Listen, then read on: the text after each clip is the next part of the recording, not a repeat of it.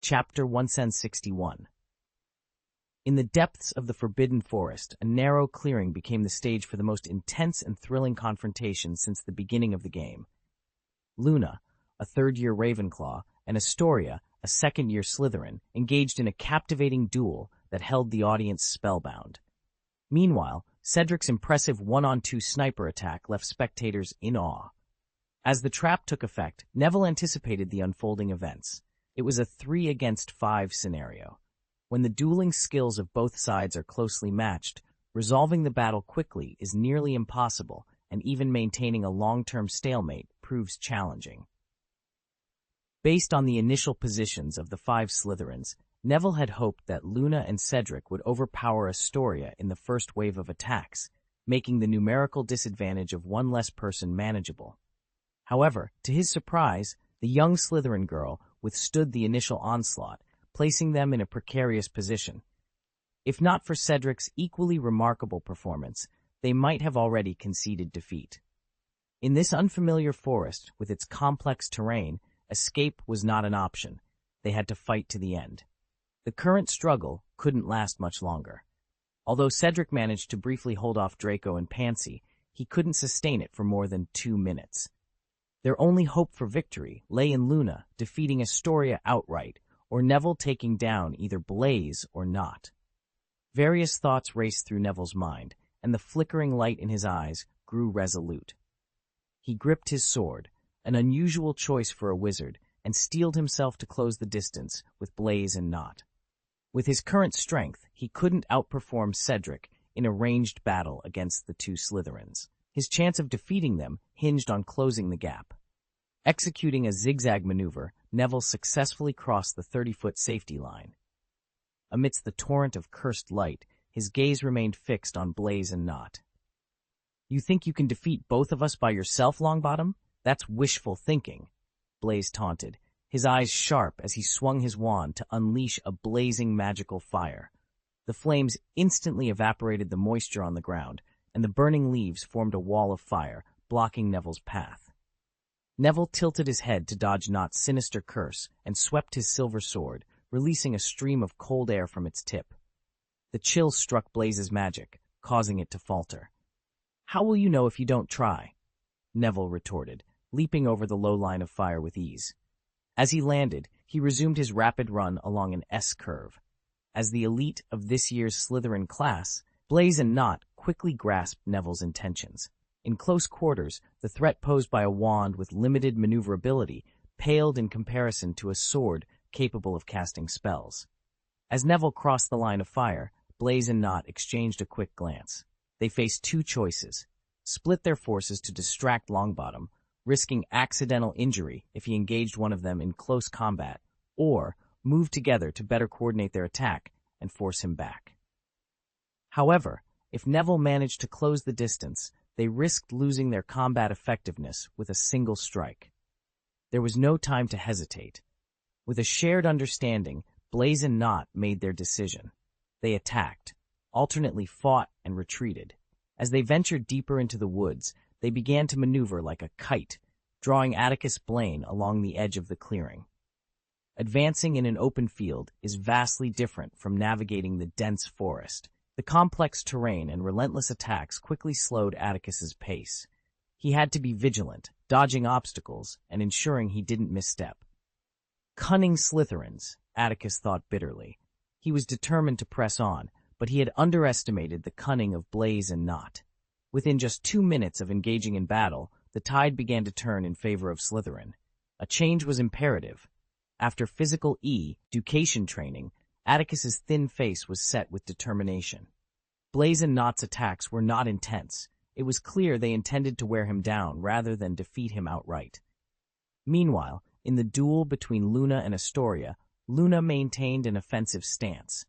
Although she couldn't defeat Astoria quickly, she was holding her ground. Blaise and Not were confident, seeing that Cedric was struggling under the fierce attacks from Draco and Pansy. At this critical juncture, where a single mistake could lead to complete defeat, Atticus's mind involuntarily drifted to the past. Draco Malfoy had been the student he feared most since arriving at Hogwarts. He couldn't count the times he'd been bullied and ridiculed by Draco, Crabbe, and Goyle. On countless nights, he had curled up in bed, feeling the sting of their teasing. Catching a glimpse of Draco's furious face, Atticus raised his sword, sweeping away 2 incoming spells, and took a deep breath. Now was the time to leave the unbearable past behind.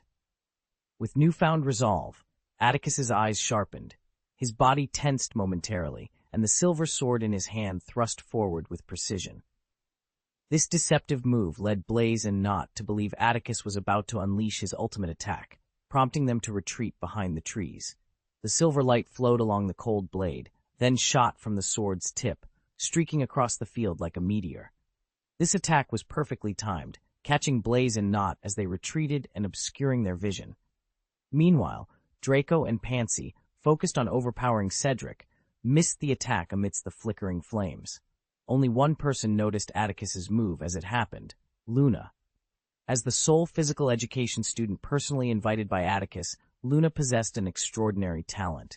Her keen perception of magical changes far surpassed that of ordinary people. Realizing Atticus was coming to her aid, she quickly waved her wand. The colorful notes surrounding Astoria coalesced into a dense cloud, blocking Astoria's view. The sudden convergence of notes made Astoria's expression turn stern. Before she could command her birds to retaliate, a sharp scream pierced the air. In the almost frozen moment, the colorful wall of musical notes slowly rotated, revealing a void. A silver meteor, trailing a fiery tail, shot through the gap in the notes at an incredible speed, appearing before Astoria in an instant. Her expression changed drastically, and the thought of retreating flashed through her mind, only to be dismissed. It was too late. Astoria realized this immediately. Despite the critical and potentially fatal moment, her heart remained unshaken, and her pure blue eyes were filled with calmness. In the eternal yet fleeting milliseconds, Astoria's wrist trembled rapidly, and the flying birds. Along the path, silver meteors streaked down one after another, only to be annihilated upon impact. There was no way Longbottom would resort to such drastic measures as taking his own life. The interception had failed. When Astoria realized that this ball of silver light was unlike anything she had encountered before, her first instinct was to protect herself. She quickly deduced that its purpose was to render her combat ineffective. With this realization, Astoria sprang up from the ground, curling her body tightly and using her arms to shield her face. The silver light shattered Astoria's final defensive spell with overwhelming force, crashing down amidst Draco's shocked and furious gaze. End of this chapter. Chapter 1062, Determination. Just like a real meteor striking the earth, the moment the silver meteor shot out by Neville made contact with the leaf-strewn ground, an overwhelming light engulfed everyone's vision. Astoria's frail form was hurled away like a forlorn leaf caught in a tempest. "Astoria!" Draco bellowed, his voice drowned out by the storm that swept through the room, tearing through it like a plow through soil. The fierce wind forced Draco to stagger back several steps. "Longbottom, I'm going to kill you," he shouted, his voice barely audible over the cacophony. Amidst the roaring and howling, Pansy's face contorted with rage as she attempted to advance. However, the powerful gusts robbed her of balance, sending her tumbling across the ground, swept back more than 10 feet by the relentless wind. The force of the explosion affected everyone present to varying degrees. Dirt and shattered leaves were flung into the woods. Blaze and Knot, who had just peeked out to assess the situation, were forced to retreat. Luna's ethereal music notes, floating in the air, were extinguished one by the explosion's aftermath. The magical backlash caused Luna to wince, a pained expression crossing her face. Cedric, too, was caught in the chaos. Unwilling to let his guard down against Draco and Pansy, he was struck by the storm from behind. He stumbled, falling to the ground and rolling twice before regaining his footing. As Cedric struggled to rise amidst the subsiding storm, a hand appeared before him. "Neville?" Cedric blinked in surprise at Neville's determined expression. "Corner Blaze and Knot in the woods, Cedric," Neville urged, pulling Cedric to his feet. He then turned to the breathless Luna and shouted, "Hold Parkinson for a minute. I want to face Malfoy alone." Draco, steadying himself, cast a fearful glance at Astoria, who lay motionless on the ground. He then turned his fierce gaze to Neville. How dare you, Longbottom? I will make you regret what you have done. The battlefield's dynamics shifted immediately. Pansy, intent on aiding Draco, was ready to charge forward, determined to take down Longbottom. However, before she could advance, a cascade of colorful notes filled the air, forcing her to retreat repeatedly. Blaze and Knot faced similar challenges. The forest, dense and full of obstacles, made it difficult for them to break through Cedric's determined blockade. The two exchanged glances from behind the trees and suddenly darted in opposite directions. Yet Cedric seemed to anticipate their move. Instead of targeting them directly, he unleashed a barrage on the forest trees, sending debris flying and dust rising, effectively delaying them. Neville, observing the unfolding events, exhaled in relief. Luna and Cedric could buy him the crucial minute he needed. Longbottom, Draco's breathless whisper startled Neville, refocusing his attention on Draco's face, twisted with fury. Trying to play the hero, are you? Like Potter? Neville remained silent. I just want to defeat you and lead my team to victory. Then come and try. Show me what you're capable of now. Draco roared, charging at Neville. Neville was momentarily taken aback by Draco's reckless move. Anyone with sense knew it was unwise to engage in close combat with a wizard wielding a wand capable of powerful spells. Blaze and Knot had wisely kept their distance, avoiding close quarters. Yet, Draco had crossed the safety line, launching an attack. This action was undoubtedly deterred Draco, but it only fueled his determination. The tension between the two was palpable, a silent battle of wills as they faced each other in the clearing. Atticus Blaine, standing firm, felt the weight of the moment pressing down on him, yet he remained resolute. As they charged towards one another, the air crackled with anticipation. Just as they were about to collide, Draco halted abruptly. His gray eyes glinted with a fierce intensity as he flicked his wand, summoning two black pythons that shot forth with a swift, menacing hiss. The serpents, as thick as a man's wrist, landed with a thud, their tails whipping the ground as they slithered towards Atticus from both sides. Draco, wand in hand, watched Atticus intently, biding his time. He was waiting for Atticus to make the first move to reveal his strategy. Atticus, aware of the trap, remained composed. His gaze was locked on Draco, yet he was acutely aware of the serpents closing in on him. The snakes, each about 5 or 6 feet long, poised themselves for attack. Their bellies pressed against the forest floor, bodies arched, they bared their fangs, tongues flickering, eyes gleaming with a predatory light. The silence between Draco and Atticus was almost deafening, a stark contrast to the tension in the air. "What's wrong, Longbottom?" Draco sneered, his voice dripping with mockery. "Aren't you going to kill me?" "I am in control," Atticus replied, his voice cold and commanding. He refused to be drawn into Draco's taunts. Instead, his eyes sharpened with resolve. He took a deliberate step forward, knees bent, feigning an advance. This deceptive maneuver tricked the serpents, which lunged at him like coiled springs released. In a breathtaking display of agility, Atticus shifted his weight and leaped into a backflip, narrowly evading the snake that lunged from behind. Draco's eyes flickered with surprise, but he quickly regained his composure, launching a black curse that streaked through the air like an arrow aimed at Atticus's landing spot. Despite his anger, Draco's attack was calculated and precise.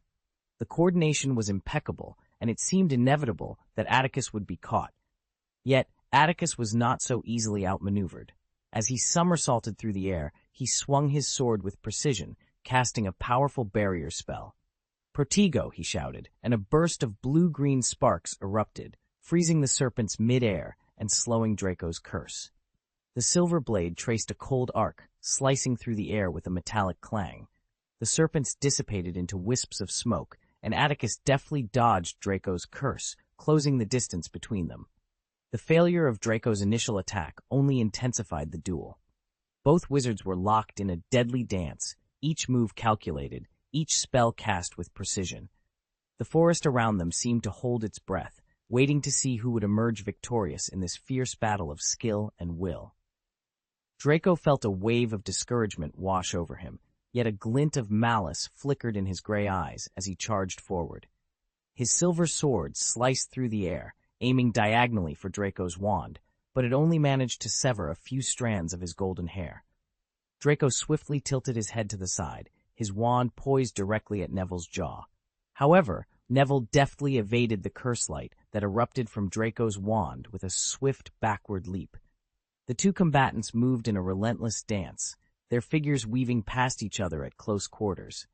Shrieking beams of curse light shot out in all directions, causing the audience to gasp in astonishment at the narrow escapes. Draco's sportswear soon became a tattered mess, and blood from a wound on his right shoulder stained his sleeve crimson. Meanwhile, a scorched mark marred Neville's forehead, with rivulets of blood streaming down one side of his face. Yet neither showed a hint of hesitation. The pain they endured in Professor Atticus Blaine's physical education class had toughened them, rendering these injuries insignificant by comparison. As they crossed paths once more, their eyes locked, each understanding the other's resolve. In this duel, one of them would have to fall first. End of this chapter. Chapter 63. The situation changes suddenly. Another explosion erupted between Neville and Draco, sending both men flying back 10 feet. Despite the force of the blast, they quickly scrambled to their feet, giving themselves no time to catch their breath. Instead, they lunged at each other with renewed ferocity. The silver sword danced through the air, and the sharp light of curses flashed between them. Their fight was raw and primal, a display of astonishing ferocity and brutality. Sitting in the referee's seat outside the Forbidden Forest, Dumbledore watched the intense duel with a furrowed brow. His silver-white eyebrows and beard quivered with concern, and his blue eyes reflected his worry. "Atticus," Dumbledore murmured, turning to look at Atticus Blaine. "Should we intervene?" Mrs. Bones, preoccupied with the implications of the recent Azkaban prison break on the British wizarding world, glanced at Atticus with concern after Dumbledore spoke. Ludo Bagman, who enjoyed thrilling competitions, kept glancing at Atticus, silently urging him to act. Although Ludo relished the excitement, he didn't want to witness a young wizard being seriously injured or killed in the Triwizard Tournament, despite the event's history of unexpected dangers. The life-and-death struggle unfolding in the Forbidden Forest left all the referees on edge. Even the audience, usually lively and cheering, watched in anxious silence, momentarily forgetting to applaud Hermione's team's impressive performance. "This Malfoy boy seems more formidable than his father," Sirius remarked, his admiration for Draco's tenacity evident in his otherwise flat tone. Atticus's eyes flickered with contemplation as he remained silent for a moment. He understood that Draco and Neville were so consumed by their anger that they had lost sight of reality, forgetting that their current battle could have fatal consequences. Yet, after a brief hesitation, Atticus slowly shook his head.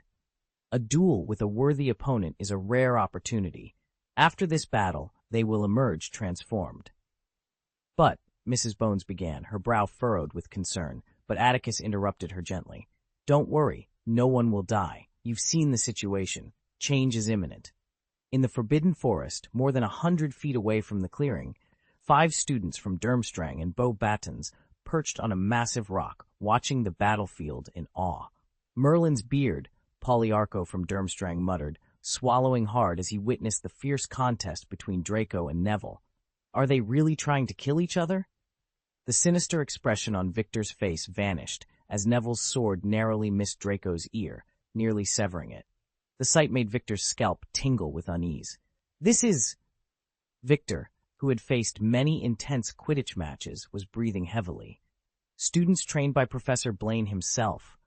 I thought our school taught dark magic, but it's as if they're truly fighting to the death."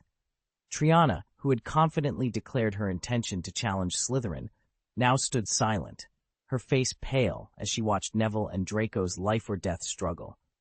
Like the others, Fleur also observed the roaring battlefield quietly, but unlike them, her blue eyes held a glimmer of something else. "Let's go," Fleur suddenly said. "Go? Get involved in this deadly fight?" Polyarcho and Lankadel looked at Fleur in astonishment, as if she had lost her mind. "You must be joking." Polyarcho's shoulders twitched. "We'll die. They're intent on killing each other." "We are all champions of the Triwizard Tournament, aren't we?" Fleur replied, her gaze unwavering. Atticus Blaine calmly observed the silent Victor. "Isn't the Triwizard Tournament a test of the courage of the champions?" Victor's eyelids fluttered, and the fear that had clouded his eyes began to dissipate, replaced by a growing determination. Fleur was right. Winning the Triwizard tournament was important, but showcasing one's talent and courage in the arena was paramount. The goal remains the same.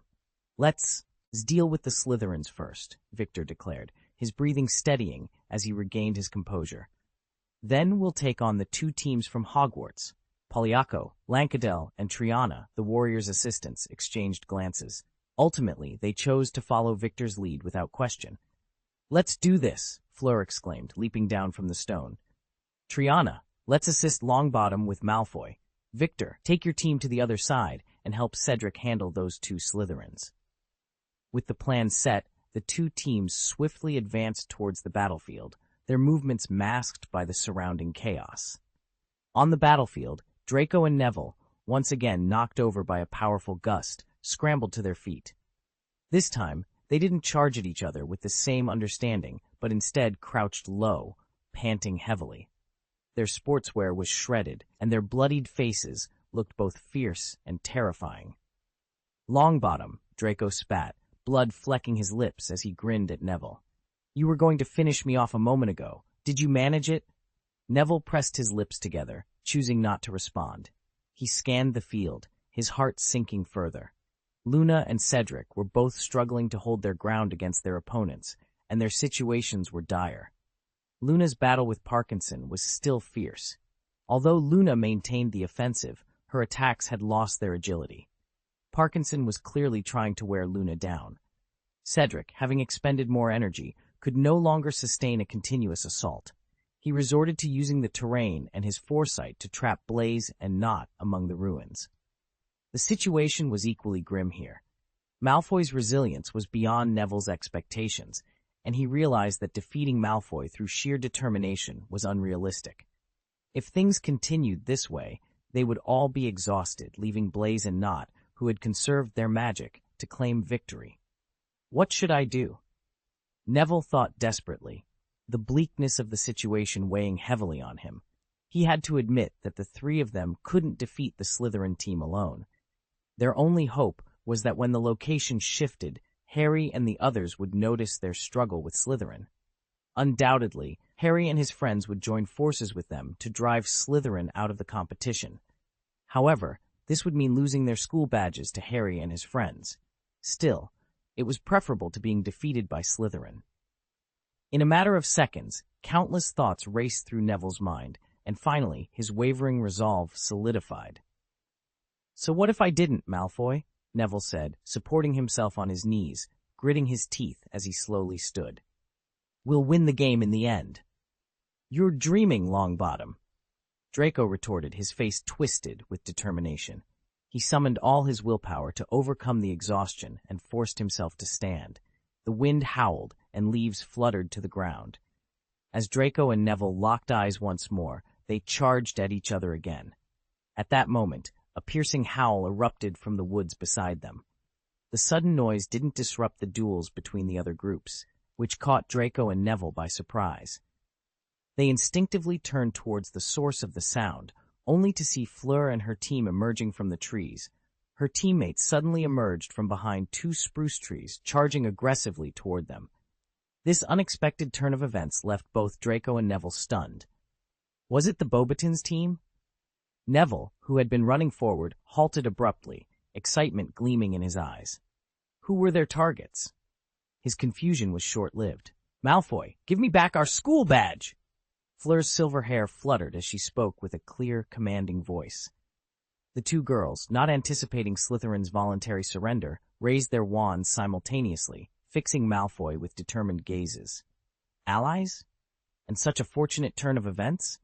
Malfoy's sour expression nearly made Neville laugh out loud. He steadied his wrist, ready to join forces with the two courageous girls to defeat Malfoy in one swift move, but suddenly, a red light shot down from the sky. Astoria, who had been lying low on the ground, sprang up unexpectedly. She cast a cunning stun spell, freezing Triana mid-charge. As the resentment and anger faded from Triana's eyes, her body slowly crumpled to the ground. End of this chapter. Chapter 1064, Slytherin's Courage. The once roaring battlefield fell into an eerie silence. All eyes were on the pale, slender Slytherin girl, Astoria, who stood unscathed by Neville's powerful blow. Even her fellow Slytherins were in disbelief. Astoria was indeed injured. The sleeve of her left arm was completely torn, revealing her jade-like skin. Though the bloodstain had stopped oozing, the fabric was soaked through. The sight of Astoria, wand in hand and breathing softly, moved everyone present. Astoria! Draco finally snapped out of his shock, shouting as he rushed towards her. Pansy, Blaise, and Nott followed suit. Even Neville and those who had just confronted the Slytherins hesitated, choosing not to intervene. The 4 Slytherins formed a protective circle around Astoria. Draco examined the wound on her arm closely, then turned to Neville with a fierce glare. "You should have stayed down, Astoria," he growled. Nott, casting a sinister look at Neville, added, "It's just a flesh wound. Nothing serious." Astoria shook her head slightly. "My armor spell absorbed most of the magical damage. I wasn't unconscious, I was pretending." "What?" Pansy exclaimed, her eyes shifting from Astoria's wound to her face, surprised by the girl she had always disliked for being close to Draco. "I was waiting for the right moment," Astoria explained, nodding. "I hoped to catch at least one of them off guard, but they were too vigilant. I couldn't keep pretending." Her gaze shifted to Fleur, who stood alone, her face pale with the loss of her teammates. The Slytherins understood Astoria's implication. Fleur and her team were also targeting them. If they didn't take one of them by surprise, they would soon be the ones under siege. Astoria's stunning spell had been powerful, and Fleur had to accept that Triana wouldn't wake up anytime soon. Rising slowly, Fleur tried to control her anger, speaking coldly. "Return the Beauxbaton badge." "Don't even think about it," Draco replied, his eyes cold and a contemptuous smile playing on his lips. "You are doomed, Malfoy," Neville said, taking a deep breath. "You no longer have the advantage in numbers." "Who said that?" Astoria's voice was calm and resolute, as if her injury was of no consequence. She spoke before Draco could. "I can still fight." The Slytherins exchanged glances, their expressions shifting slightly, but they did not stop Astoria from speaking. "Even if you join the fight, little girl, you still have no chance of winning," came a voice from the dense forest. Victor, who had remained hidden, emerged with his team, stepping out from the shadows. The Slytherins tensed, Draco's face darkening with anger. "It was Potter who took your school badge, not us," he retorted. Poliaco and Lankadel exchanged uneasy looks. Victor coughed twice, maintaining a stern expression. "But you are the enemy of all warrior teams, aren't you? If we let you leave and recover, no team will be able to match you." Draco's eyebrows twitched, and he found himself speechless. The situation had completely reversed. The Slytherin hunting group consisted only of Draco, Pansy, Nott, Blaise, and Astoria, whose remaining strength was uncertain. They now faced Diggory's complete team and Crumb's team, with the formidable Fleur Delacour at its core. All the Slytherins fell silent. Given the current circumstances, resistance seemed futile. Slytherin wizards were not known for pursuing lost causes. "Give up," Draco muttered, looking defeated. Surrounded by Draco Malfoy, Cedric could sense his reluctance. "You're strong, but it doesn't matter now," Cedric said. The Slytherins were indeed formidable opponents. Even without the advantage in numbers earlier, their team might not have necessarily won. Pointless? The fading fire in Draco's gray eyes suddenly reignited. "What gives you the courage to say that, Diggory?" Draco retorted fiercely. "If you really think you can get rid of us that easily, then come on." "Are you sure you want to continue, Malfoy?" Neville frowned. "I think the most important thing you should do now is call someone to heal Greengrass." "Don't bother, Longbottom," Astoria replied coldly. Draco turned his head slowly, first meeting Astoria's determined blue eyes, then looking at Pansy. Pansy seemed hesitant about enduring another brutal battle, but when Draco looked at her, she immediately made up her mind. "I follow your orders, Draco," Pansy said, gazing at Draco's handsome face with admiration. "Professor Blaine is from our Slytherin house," Blaise said calmly. "He taught us noble skills. Some incompetent people aren't qualified to make us surrender." Fleur and Victor were so infuriated that their faces flushed with anger. They both knew who Blaise was referring to as the incompetent person. "I see what you mean, Blaise," Draco said, pursing his lips.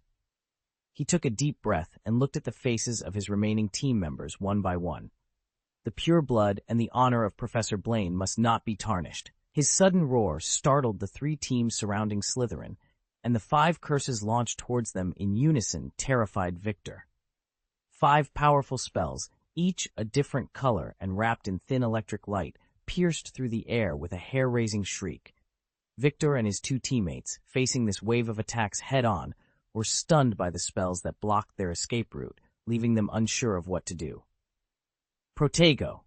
Just when the 3 Durmstrangs thought their fate was sealed, a savior appeared. Luna, who was closest to them, had a strange light flashing in her silver eyes.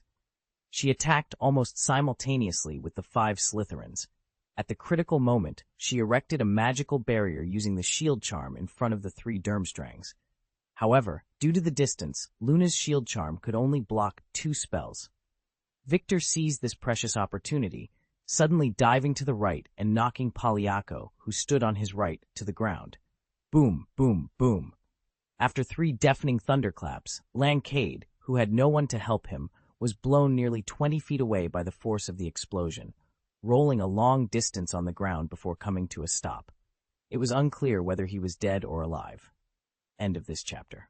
Chapter 1065, Hysteria. Victor selected the robust young man, and under the concentrated assault of the Slytherins, he was powerless to resist and was swiftly taken away. Both inside and outside the stadium, wizards familiar with Slytherin wore expressions of shock, unable to believe their eyes. Slytherin, one of the 4 esteemed houses at the 1,000-year-old Hogwarts School of Witchcraft and Wizardry, is often defined in various ways within the magical world. However, courage is rarely a term associated with this house. Yet, the scene unfolding before us challenges these preconceived notions. Faced with adversaries nearly double their number, second-year student Astoria boldly eliminated the last remaining assistant warrior from Beauxbaton's Academy of Magic. Despite being surrounded, Slytherin did not concede defeat. Instead, they launched another attack, dispatching an assistant warrior from Durmstrang. These actions undeniably demonstrate their bravery. While their courage is commendable, it has also incited the ire of Beauxbatons and Durmstrang. Without further ado, a massive melee involving the largest number of teams erupted from the start of the game. Neville and Draco clashed once more. This time, both sides exercised caution, opting for long-range spellcasting rather than close combat. Astoria, with only half her fighting strength remaining, skillfully used Transfiguration to assist Pansy, effectively neutralizing Victor and Polyako, who were driven to madness by their anger. Blaze and Knot, who had been paired since the beginning and were growing frustrated, finally parted ways. A glint of murderous intent flickered in Knot's otherwise indifferent eyes as he swung his wand forcefully. 2 thin ropes shot from the tip, aiming directly at Luna and Cedric, indicating his intent to tackle them both single-handedly. Blaze charged at Fleur, wielding a branch hardened by a control spell, nearly piercing her calf. "You guys," Fleur exclaimed, breaking into a cold sweat as she saw the branch quivering, embedded in the ground. She quickly realized that in terms of dueling, she was no match for these students, who had undergone rigorous training under Atticus Blaine. Blind resistance was futile. "Can anyone help me?" Fleur called out, abandoning any pretense of bravado. She maneuvered through the chaotic battlefield, evading Blaze's relentless attacks, and shouted for assistance. "I'm coming," Cedric responded, leaping back to dodge Knot's noose. Despite being physically and magically exhausted from the relentless battles, Cedric gritted his teeth and rolled to evade Knot's fierce assault. With Luna's cover, he managed to stand and cast a petrification spell at Blaze's back. At this stage of the fight, no one had the energy for powerful magic. They relied on basic dueling spells. The confrontation had transcended a mere magical contest, evolving into a test of courage and endurance. "Thank you," Fleur gasped, expressing her gratitude to Cedric for rescuing her. "I have some magical skills, but they're not suited for combat. They're more for support." "Then use them, Miss Delacour," Cedric urged, his voice weary. With that, Fleur began to dance, reminiscent of the charm magic she employed against the fire dragon in the first task of the Triwizard Tournament. Her long silver hair, previously tied back, unfurled on its own, and her snow-white skin radiated a flawless glow. The sunlight was dazzling, casting a radiant glow over the battlefield. Amidst the chaos, Atticus Blaine's graceful dance movements sent a mysterious wave of energy radiating in all directions. Those whom Furong had defined as teammates felt invigorated, much like parched plants revived by a sudden rain. These young wizards, locked in a fierce battle with Slytherin, felt their weary bodies replenished. In the midst of the tense battlefield, Furong began to dance, leaving everyone momentarily stunned. However, her teammates quickly understood her intentions through their own renewed vigor.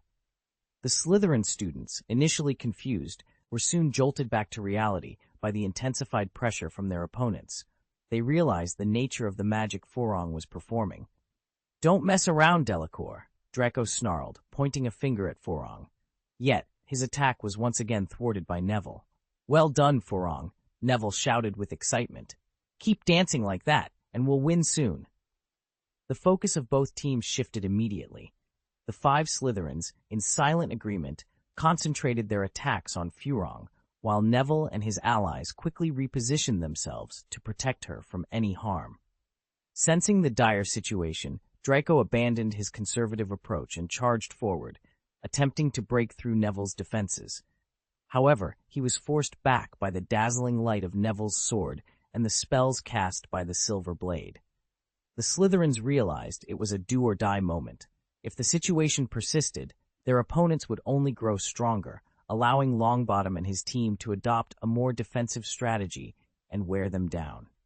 Slytherin's attacks, relentless as waves under the moonlight, crashed against Neville and his team's defenses. The continuous explosions left the remaining members of the 3 warrior teams looking battered and worn. In such a fierce and frenzied confrontation, no one could remain unscathed. As time ticked by, everyone sustained some level of injury, yet none of the combatants, their eyes blazing with determination, were willing to concede defeat. The battlefield showed no mercy for the weak, and the high frequency of spell duels tested the raw power of the warring wizards. Polyako, who remained on the field thanks to Victor and Luna's rescue, was the first to fall. He succumbed to the fangs of a venomous snake conjured by Draco amidst the explosions. The snake, poised to strike Cedric next, was swiftly turned to smoke by a spell from Luna. On the Slytherin side, Astoria finally succumbed. She had endured the explosion caused by Neville's magic, losing a significant amount of blood. Her perseverance had kept her standing until now, but it wasn't enough to overcome all obstacles. With blurred vision, Astoria barely dodged Victor's magic before collapsing onto the ground, which had been nearly stripped bare. Her breathing was shallow, and as she faced Draco, her blue eyes still flickered with defiance. Astoria's fall reignited a surge of strength in Draco's nearly depleted body. His expression twisted with madness, and his gray eyes burned with intensity. As Longbottom's silver sword threatened to push him back, Draco did the unthinkable. He reached out with his left hand to grasp the blade. This reckless act startled Neville, who knew all too well the sharpness of the silver sword bestowed upon him by Professor Blaine. In his fright, Neville instinctively withdrew his strength, unwilling to let the sword in his hand continue its arc. Draco seized the opportunity he had risked everything for. His outstretched left hand suddenly shifted direction, aiming to grab Longbottom's. At the same time, the spell in his right hand struck Neville's throat. "I win, Longbottom," Draco declared triumphantly, his eyes gleaming with satisfaction. Suddenly, a streak of red light shot down from the sky, hurtling into the battlefield. Just as Draco was about to savor his victory, he was hit by an overwhelming force. Before he could comprehend what was happening, his wand was wrenched from his grip. A wave of numbness and stiffness washed over him, and he instantly knew who had cast the disarming spell from such an unexpected angle. "Potter," Draco growled through clenched teeth, feeling the rush of wind from above. End of this chapter. Chapter 1066. End of round 1 click. As if struck by lightning, the wand in Draco's hand, which was aimed at Neville's throat, was suddenly yanked away by an unseen force and soared high into the sky. Draco's body was paralyzed by a red electric light, his legs buckled, and he collapsed to one knee, unable to move. Who did it? Though he couldn't turn around, Draco knew the answer. The students in the physical education class had been working together for over a year, and they were well aware of each other's magical strengths. Potter's specialty was his disarming spell, capable of targeting multiple opponents simultaneously and paralyzing them. A fierce wind followed, and the little wizards who were still conscious in the clearing looked up. As three figures gradually became clearer, many of them gasped in surprise.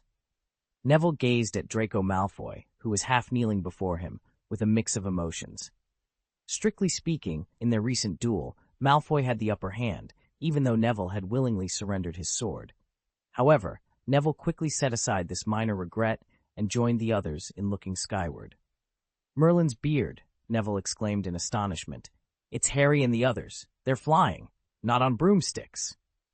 Fleur paused her dance, panting as she wiped sweat from her face. She looked up, puzzled by the sight.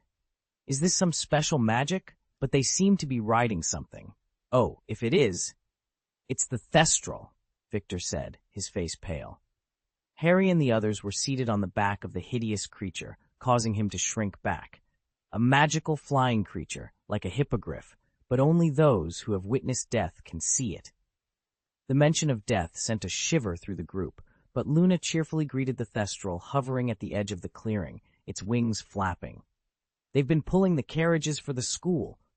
"Pulling carriages for Hogwarts?" Victor grunted, frowning deeply. "Isn't this a foul? Why are you the only ones with Thestral services?" "Oh, don't misunderstand, Crumb," Ron called out, swaying on the Thestral's back as he clung to its mane for balance. Hearing his idol's complaint, he leaned out to look down, and the surprised, awed expressions of those on the ground lifted his spirits. "These Thestrals aren't the ones that pull the school carriages. They've been living in the Forbidden Forest. We tamed them." "A wild Thestral?" Victor pursed his lips, skeptical of the claim. "All we had were our wands and what we found in the Forbidden Forest," Hermione added. She couldn't see the Thestrals either, and was more afraid of heights than Ron. She had kept her eyes closed throughout the flight. After hovering for a while and calming her nerves, Hermione opened her eyes and surveyed the battlefield and its occupants. "Professor Blaine mentioned this before we entered the woods." This was true, and every team had heard it. "But how did you tame them?" Fleur asked, her eyes wide as she tried to discern some clue in the air.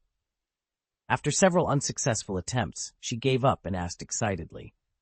"There's a large area of Devil's Snare near the Thestrals," Harry explained, holding the Thestral's mane with one hand and both his and Draco's wands in the other.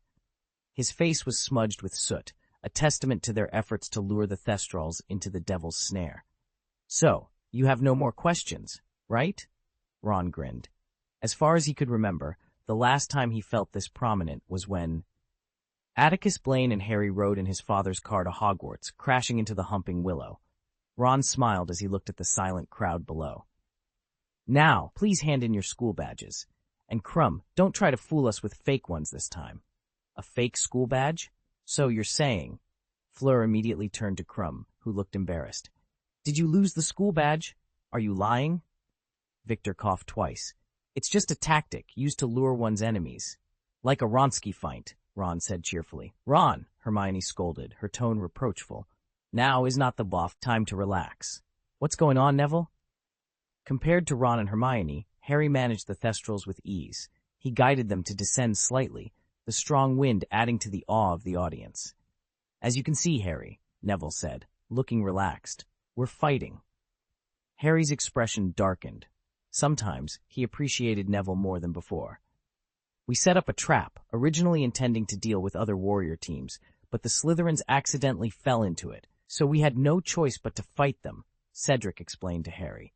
Later, Durmstrang and Beauxbatons joined us to fight against Slytherin. This explanation was much clearer, and Harry nodded, though he knew the duel was far from trivial. The torn, blood-soaked sportswear on everyone, especially Neville and Malfoy, indicated the brutality of the confrontation. Draco finally shook off the effects of Harry's disarming charm, slowly rising from the ground. He looked up at Harry coldly, and Harry met his gaze. Both understood the situation clearly. A few years ago, Harry would have relished the chance to humiliate Malfoy publicly. Even half an hour ago, he had imagined this scene, but now, seeing Malfoy drenched in blood and sweat, his face expressionless, Harry felt a strange sense of admiration for him. After all, the Slytherins had faced the three teams head-on, sending several off the field, a stark contrast to their usual scheming tactics. Everyone's eyes were now on Harry and the others. They knew the Hogwarts team had dominated the game. "Here's your wand," Harry said after a moment of silence, sitting on the back of the Thestral. He tossed Draco's wand, which he had seized, down to the ground. It bounced a few times before landing at Draco's feet. Ron gasped in shock, and even Cedric, Fleur, Victor, and others below showed expressions of surprise and anger. Draco didn't bend down to pick up the wand. His face turned green, and his eyes twitched. "You're humiliating me, Potter." "I can't help it if you feel that way, Malfoy," Harry replied coldly. He paused and continued. "Your mission was to snipe the Warriors team, right? I think you did a good job, but given the current situation, there's no need for Slytherin to continue fighting. You've suffered heavy casualties, and your physical strength and magic are greatly depleted. Of course, if you want to continue, we have no objection, but we'll work with the other Warrior teams to send you out of the game first." The members of both teams in the audience grew tense. They watched the remaining Slytherins warily. With Hermione's team joining, the Warrior teams had gained a significant advantage over Slytherin. However, given the fighting spirit Slytherin had shown, no one could guarantee they would give up instead of continuing the battle. Atticus Blaine continued to fight desperately, eliminating more competitors from the contest. "Good job," Draco's lips moved, his raised eyebrows clearly expressing his surprise. He looked at Potter, who was hovering in the air, and gazed into his green eyes. Yet, he found no hint of teasing or sarcasm in those eyes. After a few seconds, under the watchful eyes of everyone present, Draco bent down to pick up the wand. He brushed off the dust and slowly tucked it into his sleeve. Scanning the faces around him one by one, he spoke in a hoarse voice. "You have passed the first round of tests." End of this chapter. Chapter 1067. The Real Assessment Target. After passing the first round of assessment, the remaining members of the Warrior team exchanged puzzled glances, trying to decipher what Malfoy intended to convey. "Whoops!" Hermione exclaimed as she patted the head of the Thestral she had just dismounted, landing beside Harry. With urgency in her voice, she asked, "Does this mean there will be a second or even a third round? Are the remaining students responsible for the next levels?" Draco glanced at Hermione with an expressionless face, seemingly reluctant to answer her question. However, he eventually nodded. "Second round," he confirmed. Ron, perched on the back of a Thestral, immediately wore a saddened expression. He lamented, "If each academy is responsible for a level, there shouldn't be 4 rounds. "Wait a minute," Fleur suddenly interjected, her eyes fixed on Malfoy with confusion. "You said we passed the first test, but Beauxbatons has lost its school emblem, right?" Malfoy replied coldly, "The real test is to defeat us. Achieving that means you've completed this round. The school badge isn't necessary for victory, but it is a necessary factor for failure." It seemed the Slytherins had no intention of resisting further, as they put away their wands. Astoria, gritting her teeth, dragged her injured arm to the trap set by Neville and the others. She waved her wand to lift Daphne, who had fainted from pain, out of the hole. Necessary factors for failure? Hermione and her companions guided the Thestrals to land. Harry dismounted smoothly, patted the snorting Thestrals on the head, and looked at Malfoy with a frown. "What does that mean? If we take all 4 school badges before you defeat us, everyone will be disqualified, and your final score will be based on your performance against us," Draco explained calmly. He raised his wand and shot red sparks into the sky, signaling his withdrawal from the competition. Although anyone still conscious could continue the challenge, no one cheered. They were all contemplating Malfoy's words. Hermione narrowed her eyes, a strange light flickering in her brown pupils. The school emblem wasn't important. Defeating Slytherin was the victory standard. Professor Blaine had clearly misled everyone before, but Hermione had no time to be angry. This wasn't the first time Professor Blaine had done this. Defeating Slytherin wasn't something any single team could achieve alone. It required cooperation from multiple parties. Indeed, the 4 teams contributed differently to Slytherin's defeat. If Fleur hadn't destroyed Malfoy's brooms, if Cedric's team hadn't exhausted Malfoy and his men, If Victor hadn't arrived with reinforcements, and if Hermione and her companions hadn't arrived with the Thestrals to make the final decision, the challenge wouldn't have been completed. Though no one realized this hidden but more reasonable victory condition, a series of coincidences led the four teams to work together and succeed. The leaves rustled rapidly as several security guards on broomsticks appeared in the clearing. Snape dismounted with a lazy expression, indicating he was in a good mood.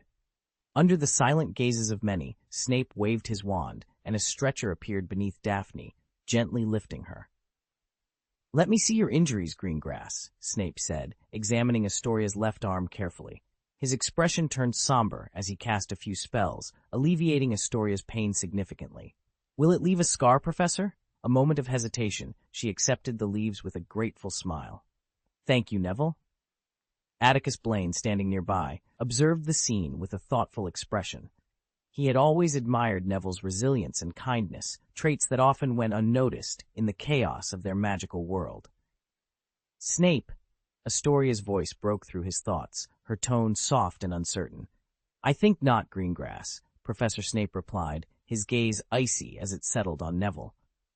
"But you'd better see Madame Pomfrey as soon as possible. You have Mr. Longbottom to thank for showing mercy." Neville shivered slightly under Snape's cold stare, knowing that the upcoming potions classes would be anything but pleasant. Meanwhile, on the other side of the field, Madame Hooch addressed Fleur with a gentle firmness. "I must take her, dear. Put Triana on the stretcher." "But she'll be awake soon, ma'am," Fleur protested, her voice tinged with frustration. "She hasn't lost her ability to compete. She lost consciousness at the end of the first round." Professor Victor interjected with a hint of humor as he helped place Polyacco and Lankide on stretchers. "That means failure. Otherwise, we'd be endlessly treating injuries and sending players back into the fray." Fleur had no choice but to watch as Madame Hooch led her teammates away. Victor sighed, sharing her disappointment. "Now, is there anyone who wishes to voluntarily withdraw from the competition?" Madame Hooch's eyes scanned the field, finally resting on Neville, who bore the most injuries. His body was a canvas of scars from his fierce encounter with Draco, and a gruesome scab marred his forehead. "You look badly hurt, Neville," Cedric said, approaching him with genuine concern. "I think you should seek treatment." As the adrenaline of battle faded, the pain from Neville's wounds became more pronounced. He gingerly touched his forehead, wincing at the sharp sting. The scars on his body were a constant reminder of the ordeal. "I don't want to be brave," Neville admitted, taking a deep breath. "It does hurt, but I have a way to manage it. So I'm staying, Madame Hooch." "Oh, I was planning to take a break," Luna chimed in cheerfully, shrugging her shoulders. "But if you're staying, Neville, I'll stay with you." "If that's your decision," Madame Hooch said, her eyes filled with admiration for Neville and Luna. "Then I wish you both good luck. Come on, Severus, Septima, let's get these poor children to treatment. And the little Slytherin warriors, you come with us." With a wave of her wand, Madame Hooch summoned several broomsticks. "For you." Malfoy, already on his broom, pulled out the Beauxbatons school badge from his pocket and tossed it to Fleur. "The school badge is the door to the next level." With a slight kick, Draco glanced at Harry before ascending into the air behind the professors, soon vanishing from the warrior's sight. "The door to the next level," Fleur murmured, examining the badge she had regained, her expression puzzled. Ron, Cedric, and Victor followed suit, retrieving their team badges. With a series of sharp whistles, the badges flew from their hands, expanding in midair before landing and transforming into doors identical to those they had passed through to enter the Forbidden Forest.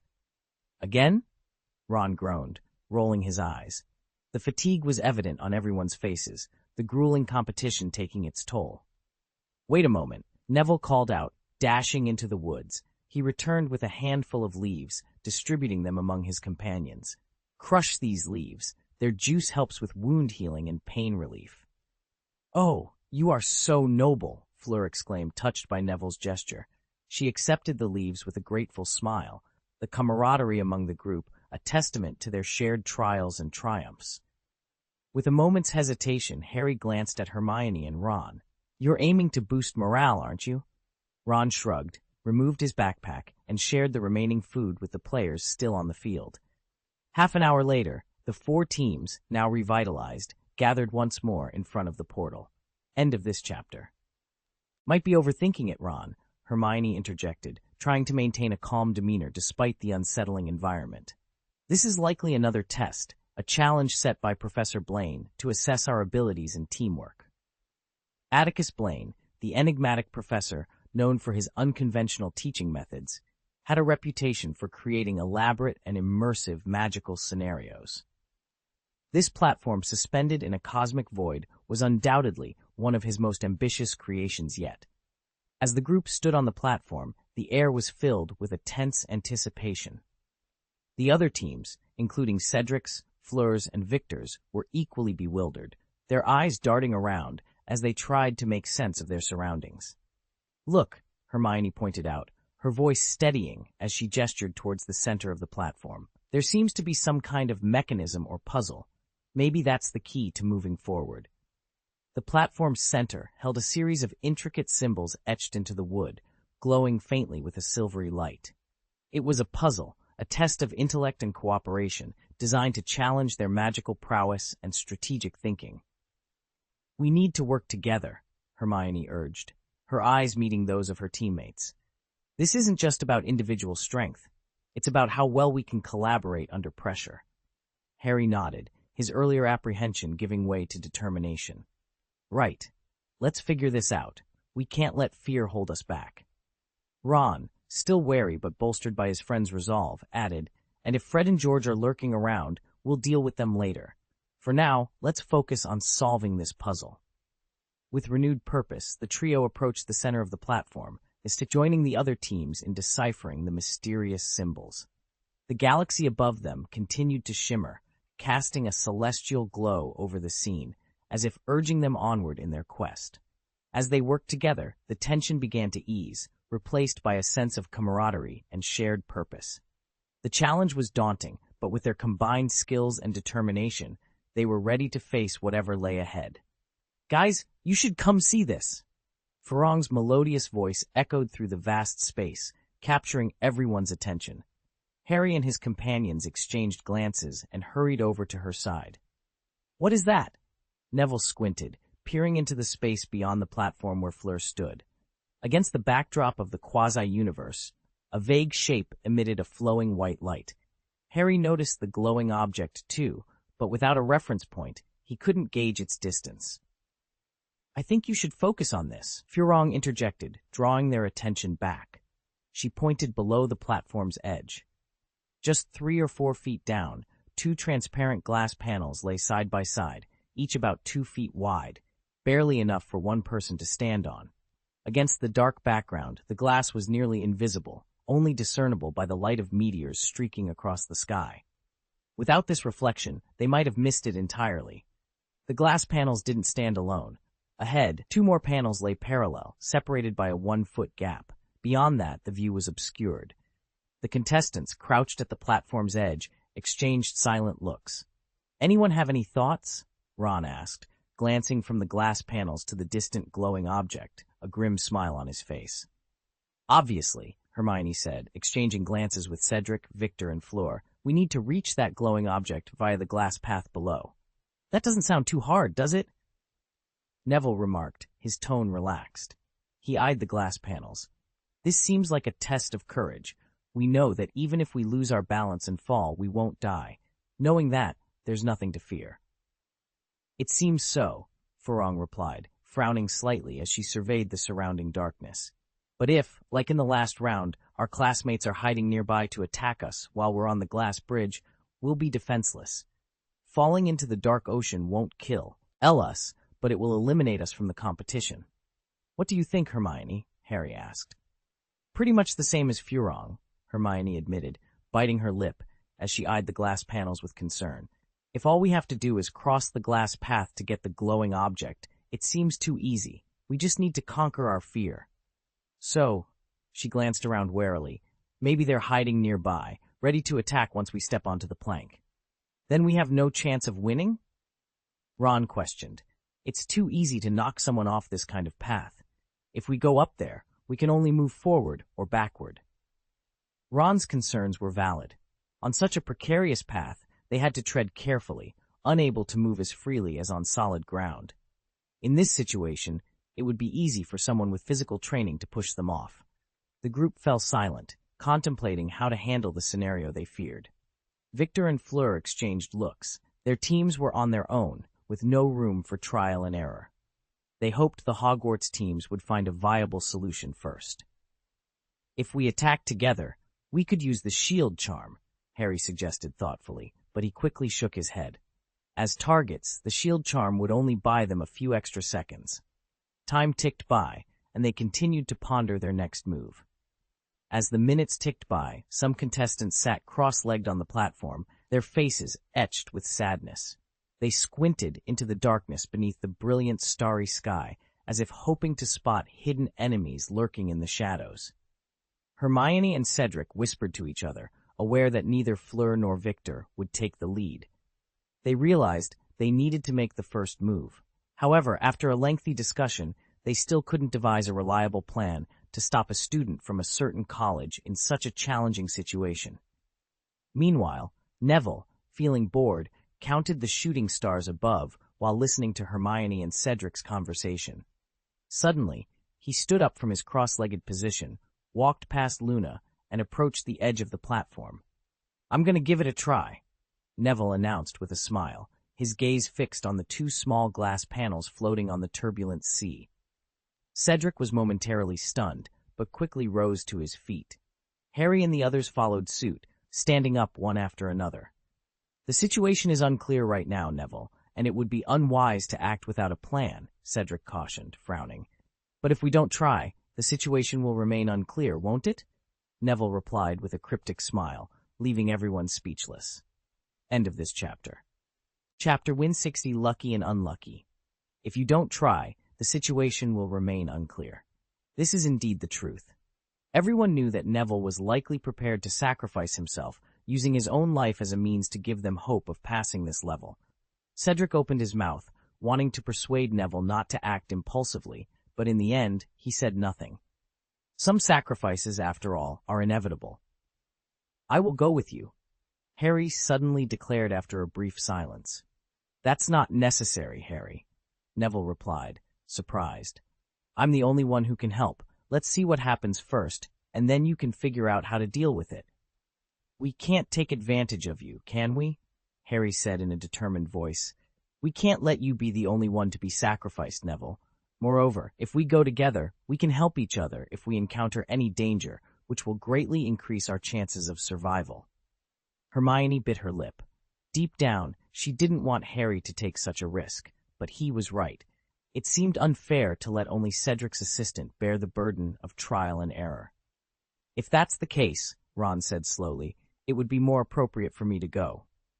Harry and Hermione understood Ron's implication. He believed that the two of them were more valuable, and that he, having already tried and failed, was a more expendable option.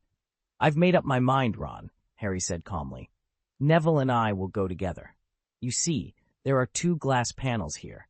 Perhaps Professor Blaine intends for two people to go together." This reasoning did make some sense. So, Neville and Harry stood on the edge of the platform, while the others stood behind them, looking at the two pioneers with respect.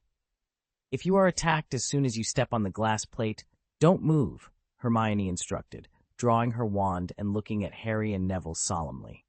"We will help you block the attack, and then you will crawl back immediately."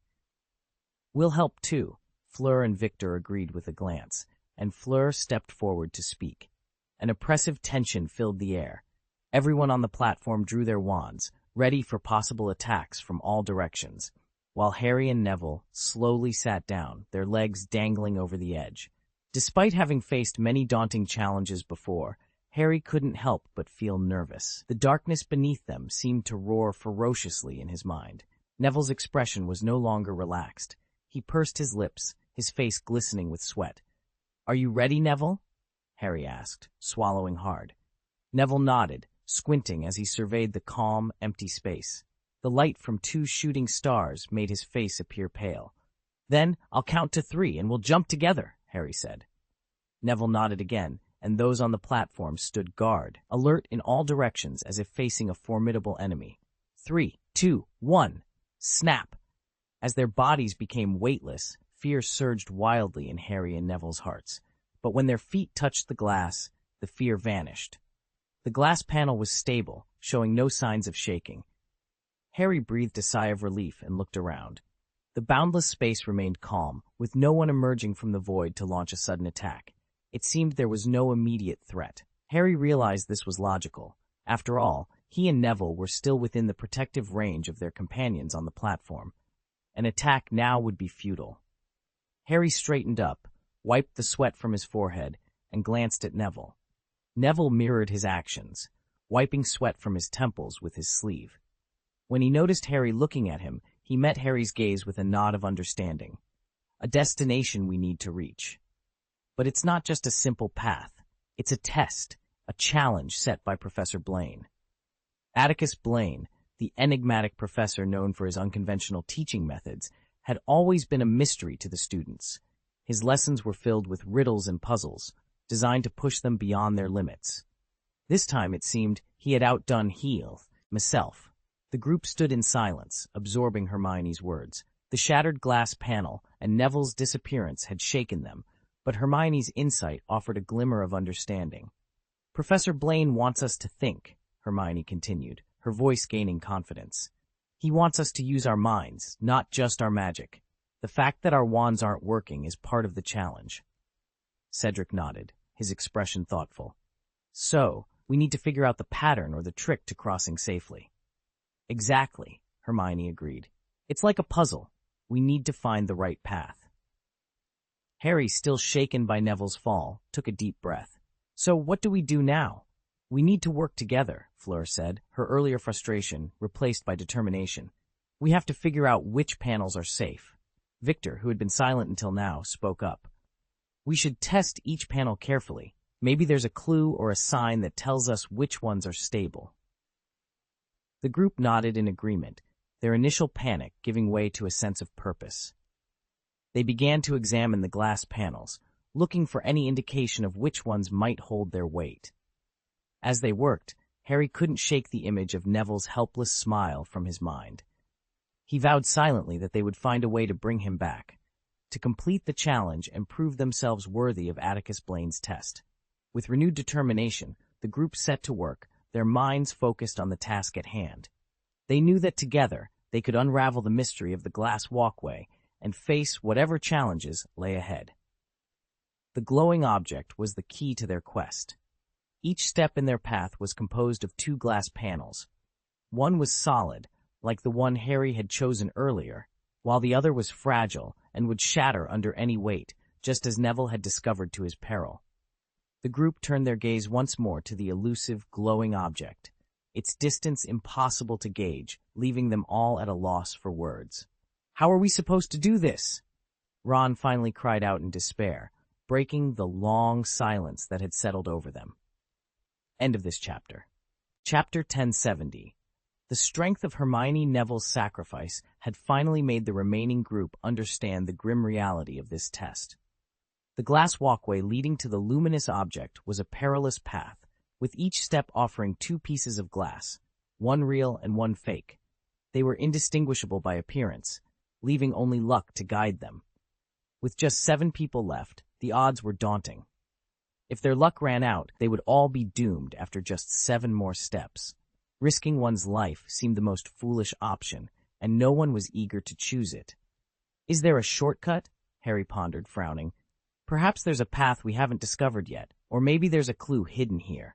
You know, Professor Blaine often leaves clues in the most overlooked places." Hermione's eyes brightened with realization. Yes, that's possible. The 7 remaining individuals began to search the platform, hoping to uncover hidden mechanisms or clues, or perhaps find a safer path. After 10 minutes of fruitless searching, they regrouped at the glass walkway, their faces etched with frustration and despair. "It seems this is the only way," Cedric said, his eyes clouded with confusion. "This isn't a challenge that can be overcome with courage alone. Could it be that this passage is a test of our luck?" "No one is that lucky unless someone has taken Felix Felicis," Fleur remarked, rolling her eyes. "There is a way, albeit a foolish one," Victor said suddenly, examining the gap between the first and second steps. "What is it?" Ron asked eagerly. "Look," Victor pointed to the stairs. "The distance between the steps isn't too great. A lighter person could stand in front to test it, while someone else stands on the safe step behind to pull them back if they choose the wrong one." Victor glanced at Fleur, Luna, and Hermione, feeling a bit awkward. "But the glass panels are small, so for safety, I think it's best." Victor trailed off, but everyone understood his implication. It would be best for two of the girls to test the path. "Oh, I think I'm the most suitable for this job," Luna said, tilting her head with a serene smile. "I'm the lightest." "No, Luna," Hermione interjected firmly. "Your team has already lost Neville, and you're injured. I can't let you go. I should be the one to test the route."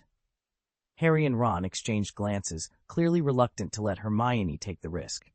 Yet after Neville's brave sacrifice, they couldn't afford to be selfish. "I'm injured, so I should go, right?" Luna said, her silver eyes wide with innocence. "If you think being hurt means you can be abandoned, Luna," Hermione shook her head resolutely. "Absolutely not. Professor Blaine never taught us that." "How long do you plan to argue?" Fleur interrupted, taking off her sports jacket. She stretched her sore limbs, her tight white t-shirt riding up slightly to reveal her navel. "Are you planning to go?" Hermione asked, hesitating. "But you're the only one left from Beauxbatons. If you go, Beauxbatons will be disqualified." "Oh, where's your cleverness, Granger?" Fleur replied, letting her long, silvery hair cascade like a waterfall. As she shook her hair, the boys noticed an intoxicating fragrance filling the air. Fleur tied her hair into a high ponytail and flashed a pleasant smile at Hermione. "There are only 3 girls here, right?" Hermione bit her lip lightly, not giving Luna a chance to respond. To move more freely, she followed Fleur's lead and removed her sports jacket, revealing a pure cotton t-shirt underneath. The sweat-soaked fabric clung to her, accentuating her alluring curves and adding to her charm. "Hold this for me, Harry," Hermione said, tossing her jacket into Harry's arms before beginning to stretch. The air was thick with the scent of youthful energy. "You look stronger, so I'll test the way ahead, and you'll support me from behind. Deal?" Fleur suggested, glancing at Hermione. "Stronger?" Hermione clenched her fists, resisting the urge to push Fleur off the platform, and nodded subtly. There was no point in delaying further. Fleur made up her mind and swiftly sat on the edge of the platform. She carefully turned her body, gripping the platform's edge with both hands, while Hermione and Luna held her wrists, gently lowering her onto the glass panel where Harry had just stood. Boom! Fleur's wrist was still being held, and she stomped her foot hard, but the glass beneath her remained solid. "Phew, looks sturdy," Fleur sighed in relief. "It should hold our weight." Hermione then slowly descended onto the glass plate. Taking a deep breath, she let Harry hold one of her wrists and gradually transferred her weight onto the glass. "Let go, Harry." After about 10 seconds, both Fleur and Hermione stood on the first board. The narrow space only allowed the 2 girls to stand face to face, supporting each other's arms, their bodies occasionally brushing against one another. "Oh, that really surprises me," Fleur, taller than Hermione, lowered her eyes, raised her eyebrows, and smiled playfully, speaking in a voice only Hermione could hear. Hermione's cheeks flushed as she glared at Fleur, her voice trembling. "Start trying! Don't waste time!" "Oh, you're so boring," Fleur said, rolling her eyes. Under the anxious gaze of the 5 people on the platform, Fleur and Hermione slowly adjusted their positions. They stood side by side, then gradually squatted down. Hermione grabbed Fleur's arm with one hand and held the edge of the glass under her feet with the other. "I'm going." As they began, the smile vanished from Fleur's face, revealing her genuine nervousness. She gritted her teeth, carefully moving one knee to the next glass plate, then slowly shifted her weight. Click! The sound of glass cracking wasn't loud, but it echoed like thunder in everyone's ears, shocking them. "Oh!" Fleur screamed in fear, her delicately carved face turning pale. Like Neville before her, she seemed to fall into a bottomless abyss. "Don't be afraid. I've got you." Hermione immediately felt a heavy force on her arms. She gritted her teeth, using her waist and free hand to grip the glass plate, lifting Fleur and throwing her onto the second step. Though her feet regained strength, Fleur's face remained pale. Their theory about the glass plank road was just a guess, not a certainty. 1 second, 2 seconds, 3 seconds. A collective sigh of relief echoed under the starry sky. The glass panel held firm, and Fleur and Hermione's attempt was successful. "Oh, you're really strong, Granger," Fleur exclaimed happily. "I felt like I was being grabbed by a strong boy." "I can't promise I'll catch you every time, Fleur," Hermione replied, trying to catch her breath and restrain some mischievous impulses. Her tone was firm. "Let's continue." End of chapter. Chapter 1071. Despair approaches. "Never mind," Fleur said with a smile, standing on the second step of the glass staircase. "I was just kidding."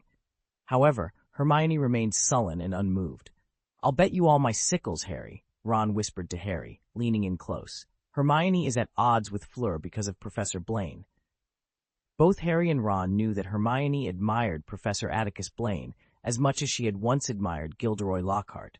"Hermione just doesn't appreciate Fleur's flamboyant style," Harry replied, shaking his head in disagreement.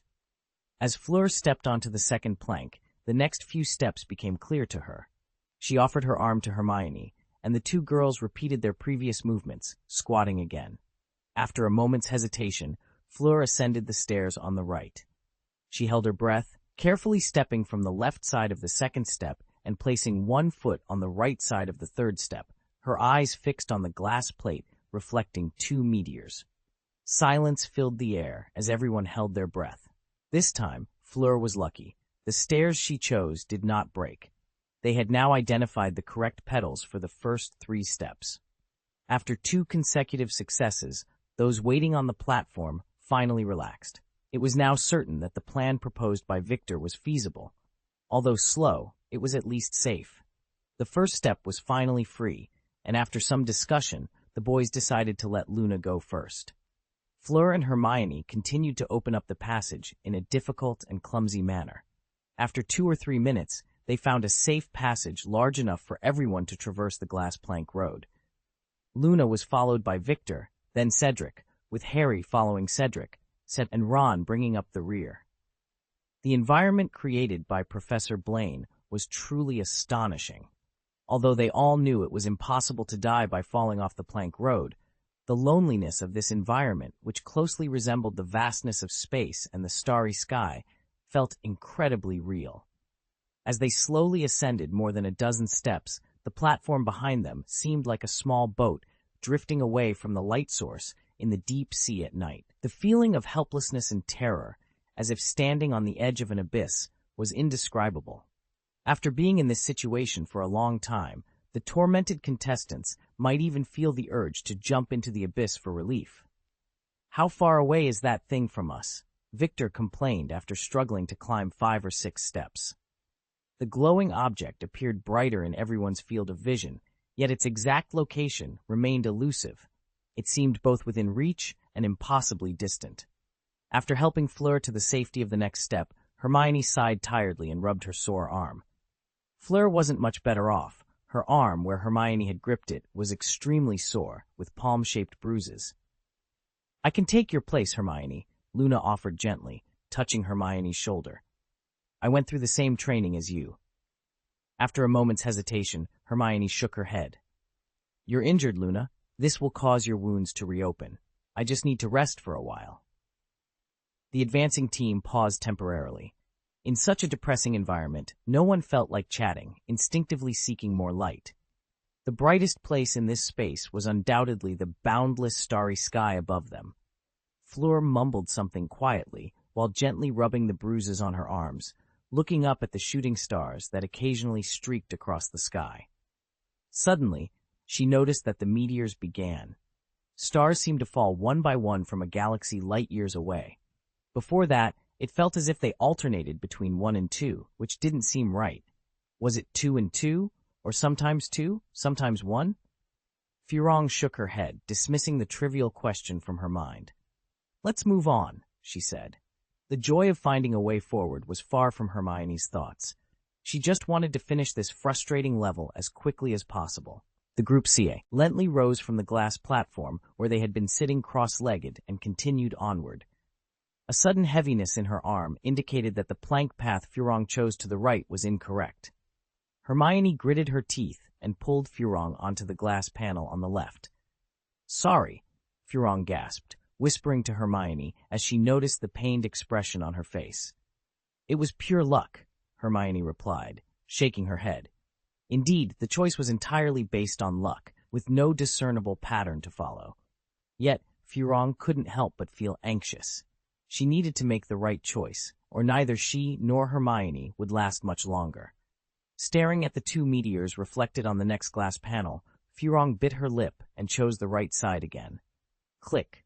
The sound of shattering glass echoed in her ears, filling her with despair. She had made the wrong choice once more. Hermione was ready to pull Furong up, her body tense, one hand gripping the edge of the glass she stood on, holding her breath. 1 second, 2 seconds, 3 seconds. Hermione released Furong's arm, staring in surprise at the glass panel beneath Furong's feet. Didn't I make the wrong choice? Furong's expression mirrored her confusion. She turned to see the same bewilderment on the faces behind her. It seems so, Hermione said hesitantly. What was that sound just now? Victor asked. Click! The same sound echoed again. The young wizards, having heard it many times, recognized it as the sound of glass panels shattering. Their previously numb emotions were suddenly awakened, and shock spread across their faces. What's happening? Where is that sound coming from? Harry asked loudly, his throat tightening. Everyone standing in line instinctively checked the glass plate beneath their feet, but found nothing amiss. After about 10 seconds, the sound of glass breaking was heard again, much clearer this time. The sharp cracking sound from the endless darkness shook their thoughts like thunder, leaving them dizzy. I understand. Hermione was the first to react. She fixed her gaze on the direction they had come from and shouted in horror, The safe panes of glass we walked on are shattering. A second of silence felt like an eternity. How is that possible? Ron turned around hurriedly, staring in horror at the impenetrable darkness behind him. Probably. Hermione gritted her teeth. Time's up. This competition likely has a time limit. If we exceed it, the plank road beneath us will break apart one by one. What do we do now?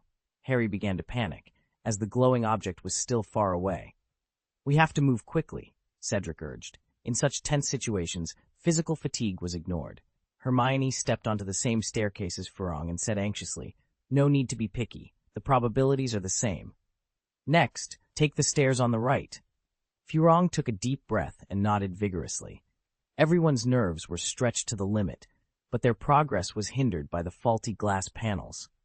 The relentless shattering sounds behind them showed no mercy, ringing out one after another like a death knell. A few minutes later, the glass plate, situated 5 body lengths away, crumbled into dust and vanished into the abyss under Ron's desperate gaze. End of this chapter. Chapter 272, Silent Prompt.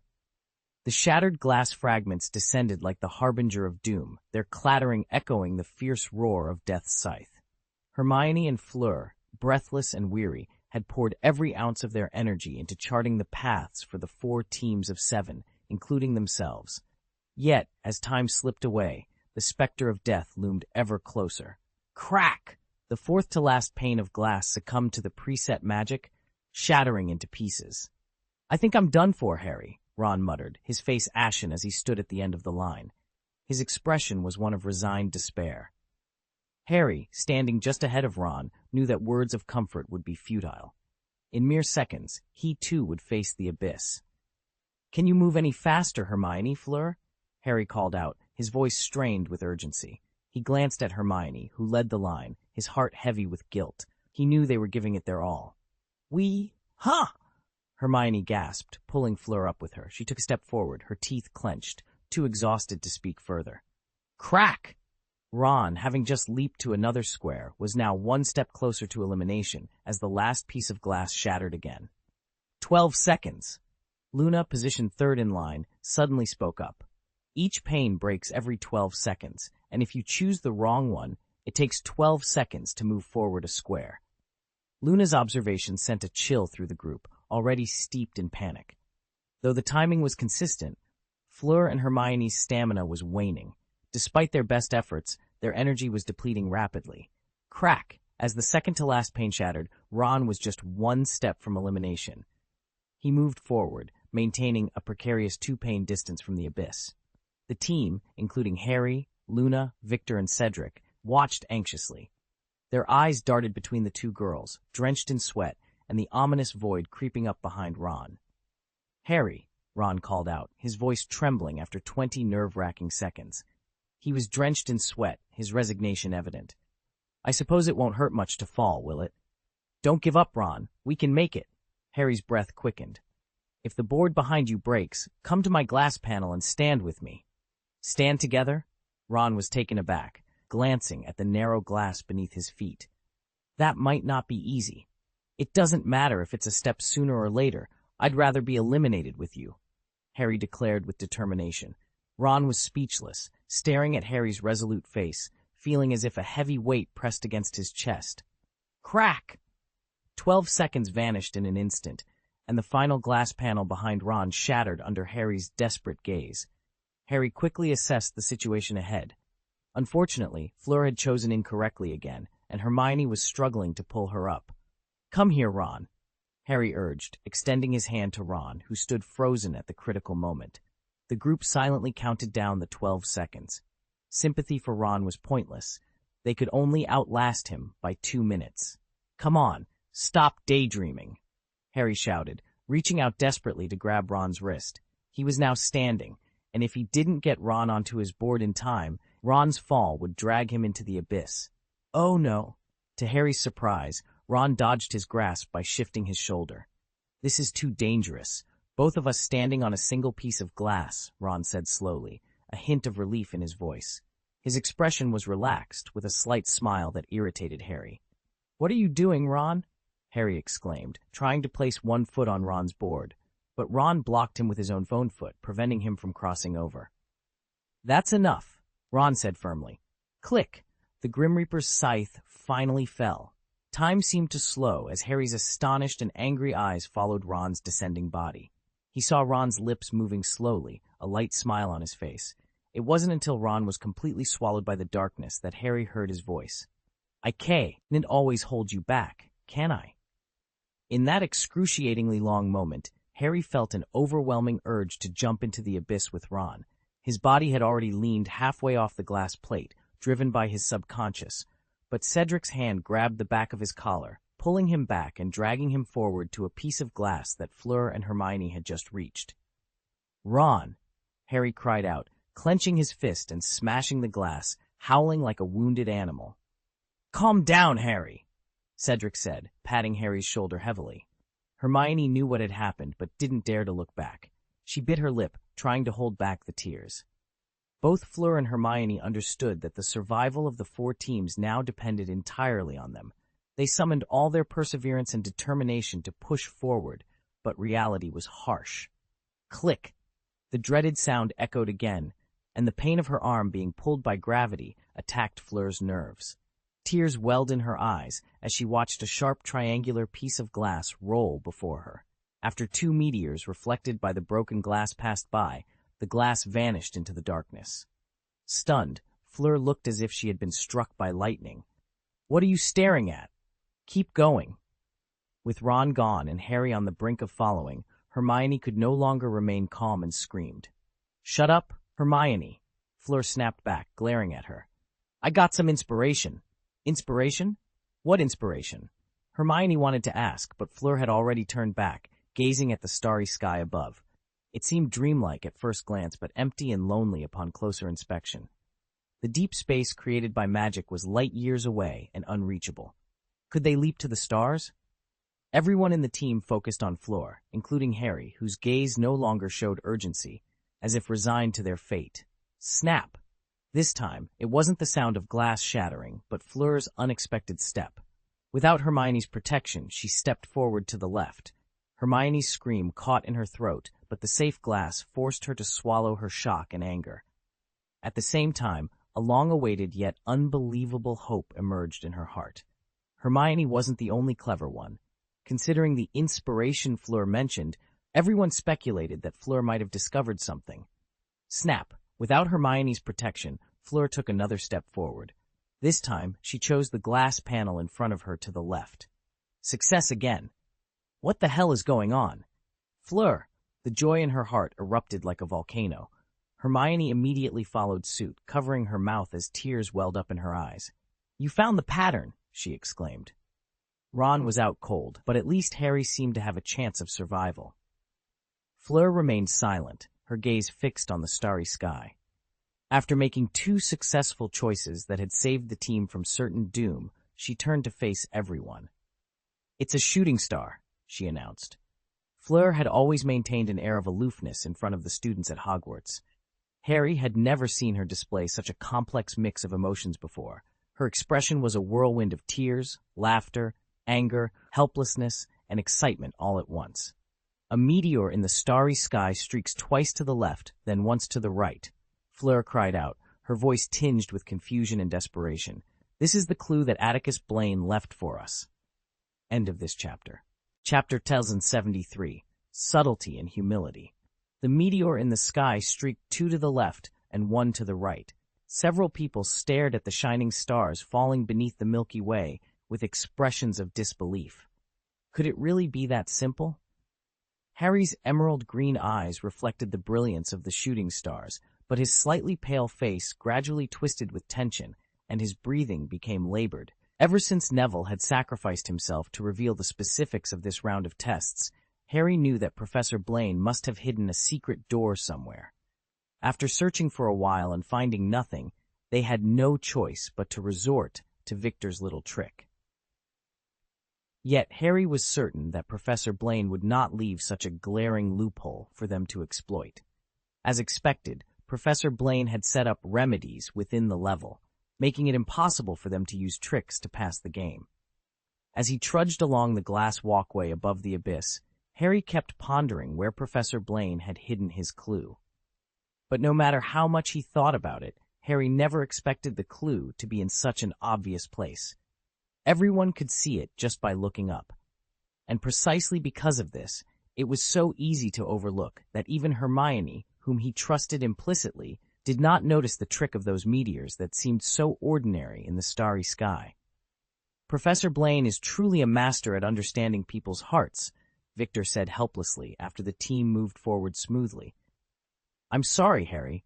Hearing Victor's words, Hermione pursed her lips and turned her head to look at Harry, who was now at the end. Her eyes were red, and she looked guilty. "The answer was right before my eyes. It's not your fault, Hermione." Harry's voice was muffled. Who would have thought? Fleur, who had saved everyone, did not correct Harry's statement. She was also exhausted by Atticus's whims. Although they had found the right way, Ron's sacrifice left everyone feeling downcast. The team moved forward quickly in silence. The shattered glass panels falling behind them no longer instilled a sense of urgency. "I think we're almost there," Fleur, who was at the front of the team, announced. Her words halted the other 3 teams, who were focused on jumping on the boards. They all looked in the direction Fleur was staring. The light emitted by the luminous object illuminated the surrounding area. Behind the S-curve, formed by 20 or 30 glass plates, there was a wooden platform carrying the light, identical to the one they had just landed on in this space. As the end approached, everyone's hearts became more active, and they all wondered what exactly lay beneath the light. There were no accidents in the last section of the journey, and everyone climbed up the platform from the plank road one after another. When Harry was pulled onto the platform by Cedric and his feet touched the solid and opaque wooden boards, he breathed a sigh of relief. When he looked up, Hermione stood before him, looking at him sadly. After a moment of silence, Harry walked up to Hermione, hugged her, and patted her on the back. "You've done your best, Hermione. It's Professor Blaine who's too cunning." "But Ron must have really wanted to stay in the competition until the end," Hermione said, her eyes filled with tears. "So we have to win, right?" Harry tried to lighten the mood, speaking in a cheerful tone. At this moment, everyone else on the platform had gathered under the light, squinting their eyes to examine the brilliance at the center of the platform. Fleur frowned in confusion. "Come on, let's go take a look," Harry suggested with a smile to Hermione. After taking a deep breath, the flickering light in Hermione's brown eyes steadied once more. She nodded to Harry, and the 2 of them quickly joined the others. The tension in Harry's chest eased slightly. He took a deep breath, gathering his thoughts before speaking again. "I think we need to approach this differently," he said, his voice steady despite the uncertainty that lingered in the air. "We shouldn't let this key divide us. We've come this far together, and it doesn't make sense to turn on each other now." The others listened intently, their expressions a mix of curiosity and skepticism. Atticus Blaine's voice had left them all on edge, but Harry's words seemed to offer a glimmer of hope. Cedric, standing a few paces away, nodded slowly. "Harry's right," he agreed, his voice carrying a note of conviction. "We need to find a way to share the key, or at least decide who should take it without resorting to conflict." Fleur and Victor exchanged a glance, their initial wariness giving way to a more thoughtful consideration. They had been prepared for a fight, but the prospect of cooperation was undeniably appealing. Luna, with her usual serene demeanor, added, "Perhaps there's a way we can all benefit from this. The key might be important, but so is the journey we've shared." The atmosphere began to shift, the tension easing as the possibility of collaboration took root. Hermione, standing close to Harry, felt a surge of pride in her friend. His ability to see beyond the immediate challenge and focus on the bigger picture was one of the reasons she admired him so much. "Let's think this through," Hermione suggested, her voice calm and measured. "There might be a way to use the key that doesn't require us to fight over it. Maybe we can figure out what it unlocks first." The group nodded in agreement, their initial distrust slowly dissipating. They began to discuss potential strategies, each contributing ideas and insights. The key, still floating in its ethereal glow, seemed less like a source of division and more like a puzzle to be solved together. As they deliberated, the light from the key flickered gently, casting a warm glow over the platform. It was a reminder that while the path ahead was uncertain, they were not alone. They had each other, and that was a powerful thing indeed. In the end, it wasn't just about the key. It was about the bonds they had formed and the lessons they had learned along the way. And as they stood together, united in purpose, they knew they were ready to face whatever challenges lay ahead. The lingering hesitation in Harry's heart vanished. He smiled warmly at Fleur. "This key should be yours, Fleur, don't you think?"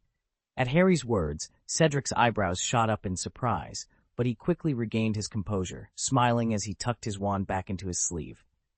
"Give it to me?" Fleur asked, incredulous. The key symbolized the ultimate victory in the Triwizard Tournament, and Harry was offering it to her so generously. "That's very wise of you, Harry," Cedric agreed with a nod, turning his gaze to Fleur. "It should be yours, Fleur, and without your insight into Professor Blaine's hint, we would all be stuck. Your contribution was invaluable." "But without Longbottom's sacrifice," Fleur began, her desire for the key tempered by her understanding that her assistance in overcoming this challenge didn't automatically entitle her to the prize. This was the Triwizard Tournament, after all, not a time for modesty or courtesy. "Oh, that's a separate matter," Cedric interjected with a smile. "Only my team can truly speak to Neville's sacrifice. Even without it, we would have eventually figured out the mystery of the glass walkway. But without your sudden inspiration, Fleur, we would have been lost." Harry, Hermione, and Luna nodded in agreement. Victor, who had been standing quietly beside Fleur, stepped back and nodded slowly as well. "I believe Hogwarts is right, Fleur. This key should indeed be yours, but that doesn't mean we'll stop competing. In the upcoming challenges, I'll still strive to win for my school." End of this chapter. Chapter 1074, Deadly Cold. On the platform at the finish line, everyone beamed at Fleur, unanimously agreeing with Harry's proposal. Fleur, caught off guard by their friendly smiles, was visibly shocked. She had indeed discovered the pattern and saved everyone, but she never anticipated that this would lead others to relinquish such an important key. "Are you sure you want to do this?" Fleur hesitated, still grappling with disbelief. "Oh, just take it," Harry replied with a casual shrug. "Like Victor said, we'll give it our all in the next competition." After a brief pause, he urged again, "Take it quickly, before we change our minds." Fleur's lips curled into a smile, her blue eyes sparkling with gratitude. "You guys are so kind," she exclaimed. Turning towards the torch-like light, she took a deep breath, stood on tiptoe, and reached into the white glow to retrieve the key. Everyone gathered around, their curiosity piqued by the old bronze key resting in Fleur's palm. "What effect will it have?" Cedric asked, puzzled. "No idea," Hermione replied succinctly. "Maybe it opens a door or something. I guess we won't know until the end." Fleur happily tucked the key into her pocket. Before she could express her gratitude, another ancient stone door, the one they had passed through twice before, appeared on the platform. "It feels like a game of levels," Harry sighed, weary but determined. Complaints aside, giving up was not an option. With renewed resolve, they prepared to face new challenges. As expected, darkness enveloped them once more. Harry's eyes had barely adjusted to the dimness when a blinding white light pierced his vision, bringing tears to his eyes. The sudden change in environment left him dizzy, and the bone-chilling cold that seemed to penetrate his very soul made him cry out in pain. "What is this place?" Harry shouted in distress. "Did Professor Blaine send us to the North Pole?" Though the North Pole was a jest, the competitors were indeed trapped in a frozen wasteland. Everything was blanketed in white, the north wind cutting like a knife, carrying heavy snow that swirled through the air. The howling wind was as mournful as a banshee's wail. Hermione quickly grabbed the sports jacket Harry had been holding for her, shivering as she put it on. However, the jacket was far too thin for such a harsh environment, offering little warmth. Harry and Hermione huddled together, clinging to each other for warmth.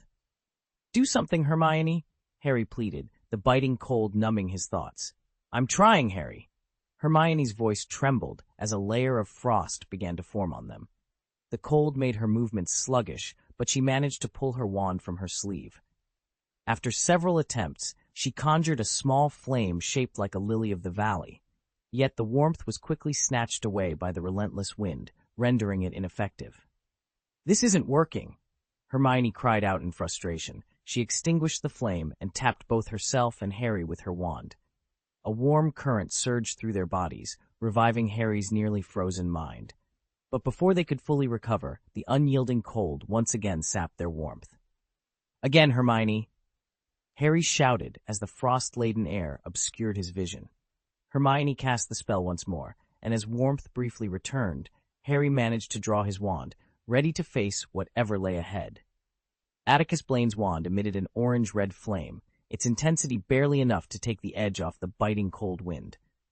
"What do we do now, Hermione?" Atticus shouted over the howling gusts, struggling to keep the flaming wand aloft. He could feel the flames consuming his dwindling magic power, like a thread unraveling. "There must be a way," Hermione replied, her face pale as she gritted her teeth. She squinted, scanning the surroundings. In the distance, she could make out a few figures struggling against the elements, one of whom tripped and fell into the snow. Nearby, several objects stood in the snow. About 100 feet away loomed a dark, irregularly shaped structure, tall and foreboding, surrounded by what appeared to be 4 door frames. I think," Hermione began, her voice high-pitched with urgency, "we have what we need there." "Red stones on the ground," interrupted Victor, who had fallen earlier. He used magic to amplify his voice. "Break them, and you'll get warmth." Atticus and Hermione exchanged a glance.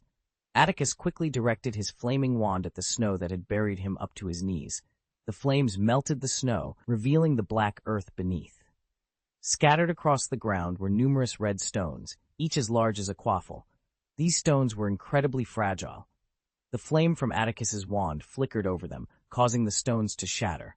Wisps of green smoke with a red glow emerged, quickly enveloping Atticus. "Ah!" Atticus exclaimed, feeling as if he were soaking in a hot spring.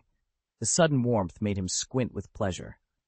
"What's happening, Atticus?" Hermione asked, her teeth chattering as she stared in amazement at the red smoke encircling him like a floating halo. Atticus opened his eyes, taking in the sight of the red smoke around him.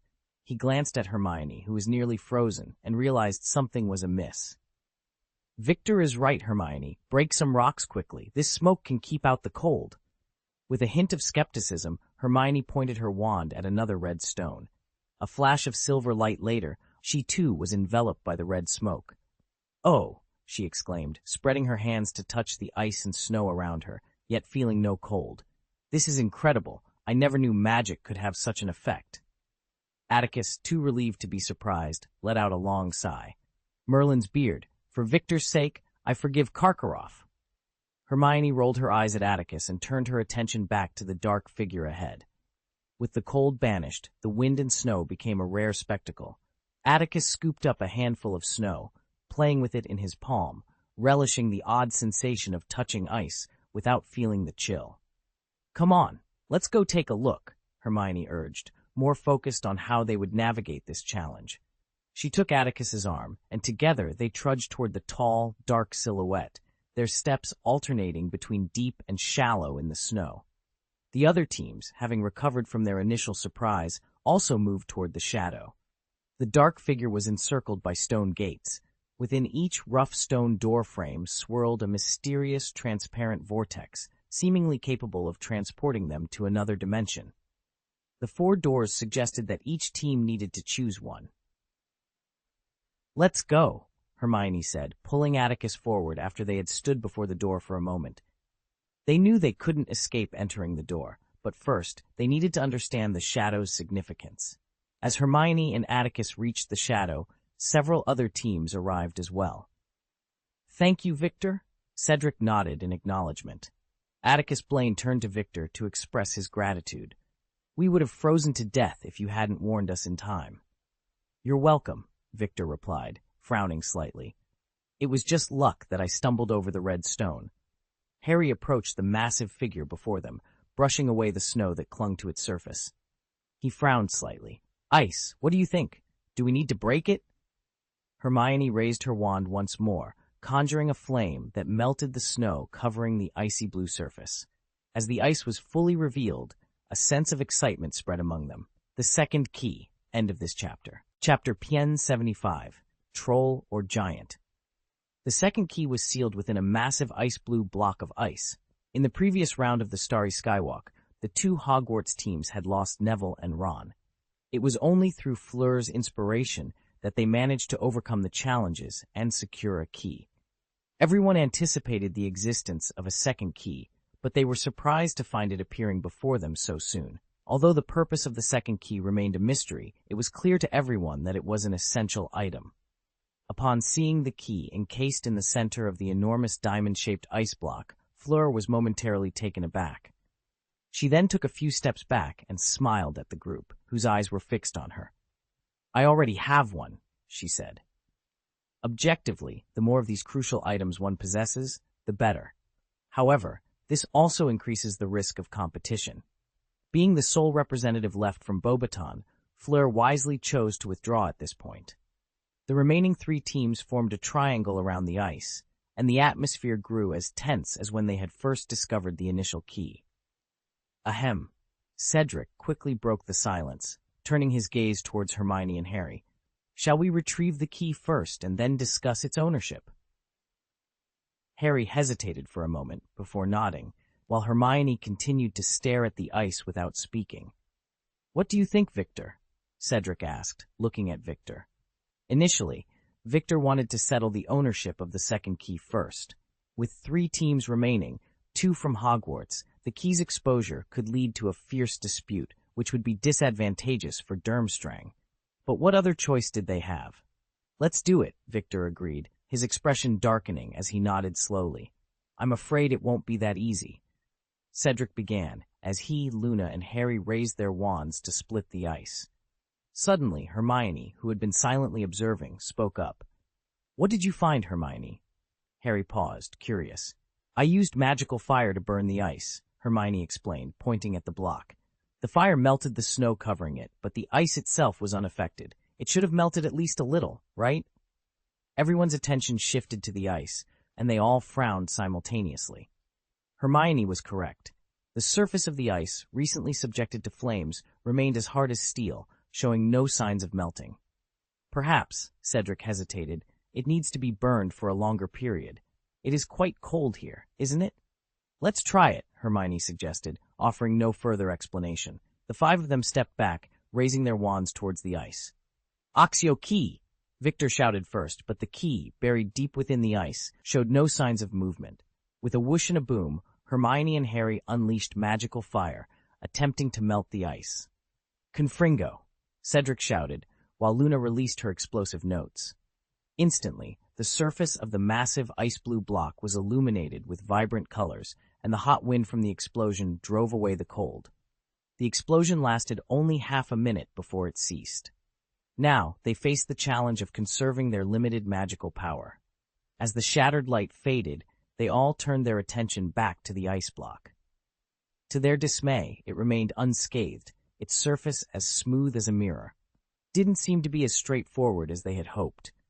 The icy arena was daunting, and the looming shadows added an element of fear that was hard to shake off. Atticus Blaine, the mastermind behind this challenge, had clearly designed it to test not just their magical abilities, but also their courage and teamwork. Harry and Hermione exchanged a glance, silently agreeing to proceed with caution. "Let's move slowly," Hermione suggested, her voice steady despite the tension in the air. "We need to figure out what those shadows are before we make any rash decisions." Harry nodded, gripping his wand tightly.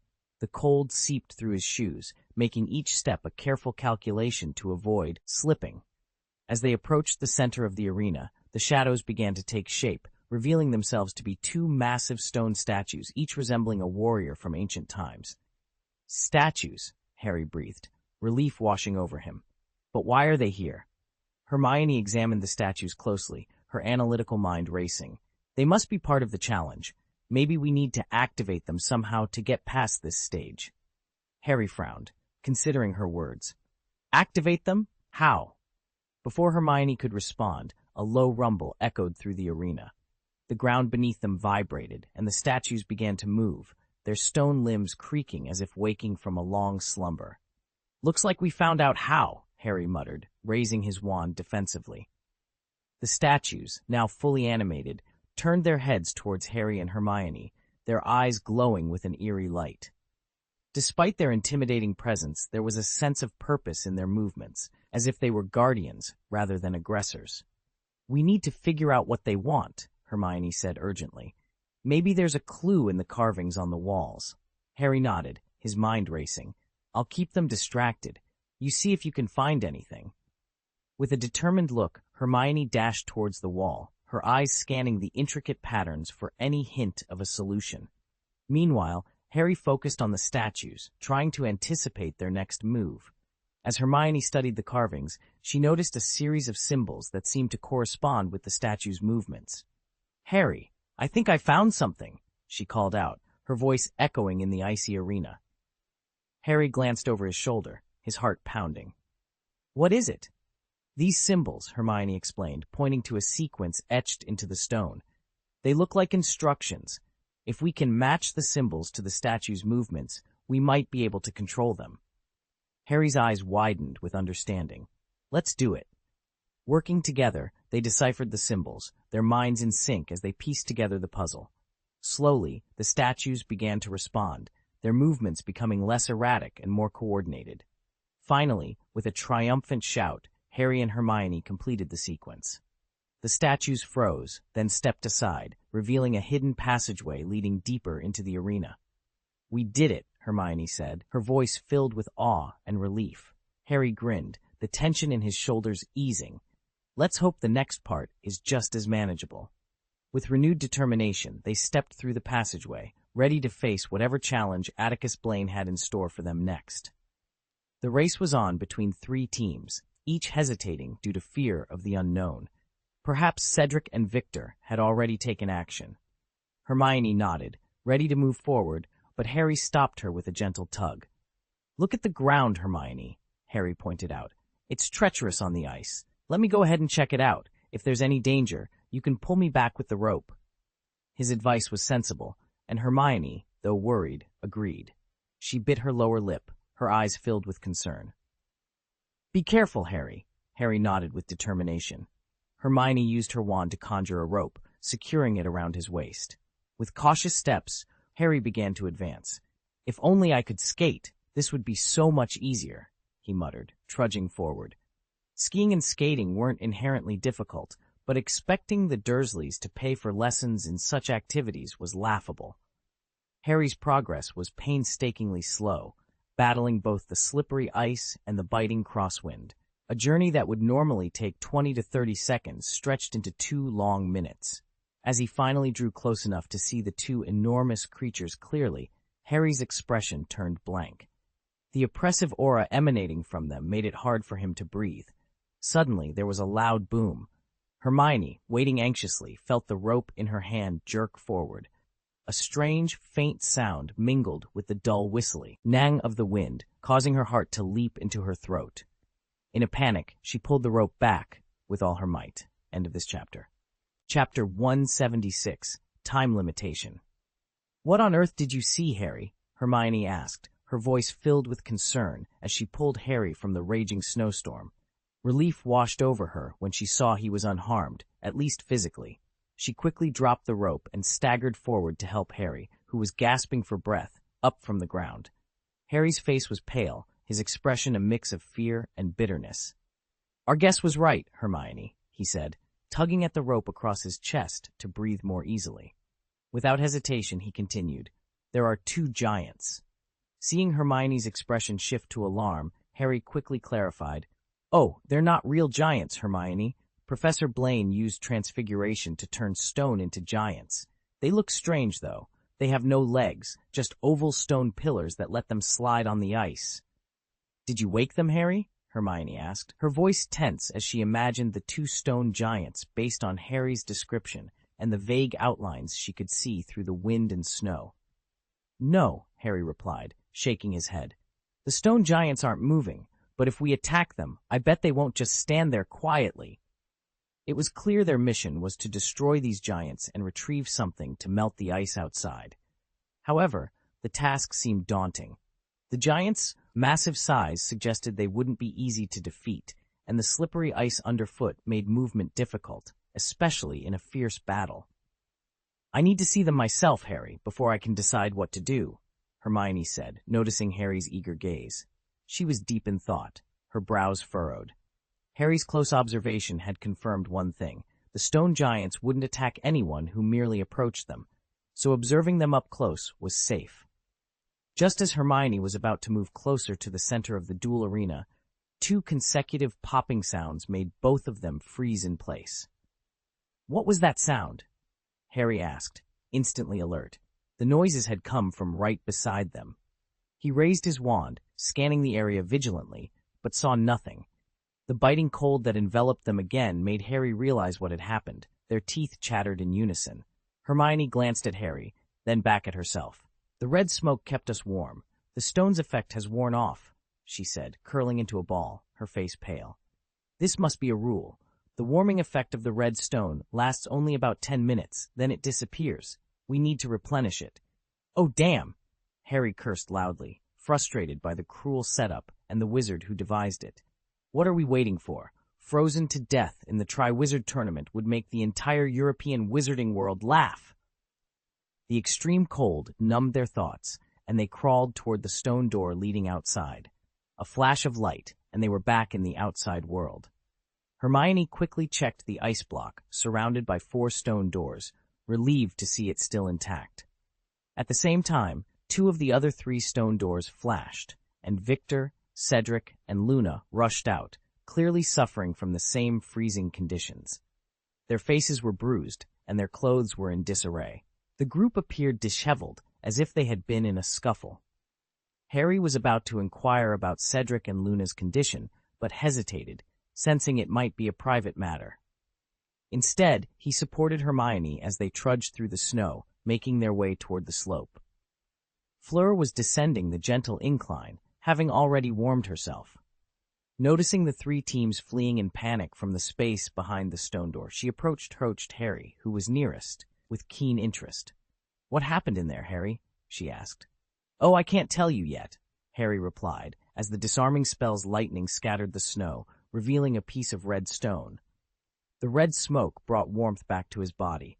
"It's not a secret, Fleur. The situation is just unclear right now." Seeing Victor and Cedric's teams, who had also warmed up, rushing back without hesitation, Harry and Hermione, one knew they had to act quickly. Harry gave Fleur a brief response, and the 2 of them dashed back into the dueling arena. Harry glanced at his wristwatch to check how much time they had left to complete this level. "What now, Hermione?" Harry asked. Against ordinary opponents, he knew what to do, but facing such a massive stone giant required more thought. That giant doesn't have nostrils like a troll. I can't stick the wand into its nose, he said helplessly. Hermione remained silent, biting her lip in thought. We must first solve the problem of movement, Harry, she said, looking at the ice beneath their feet with a furrowed brow. If we can't even walk, defeating giants is out of the question. Honestly, I'm not very good at sports like skiing and skating. Me neither, Harry admitted with a shrug. Mr. and Mrs. Dursley wanted Dudley to try, but they couldn't find skates that could support his weight. Melting the ice is impractical, Hermione mused.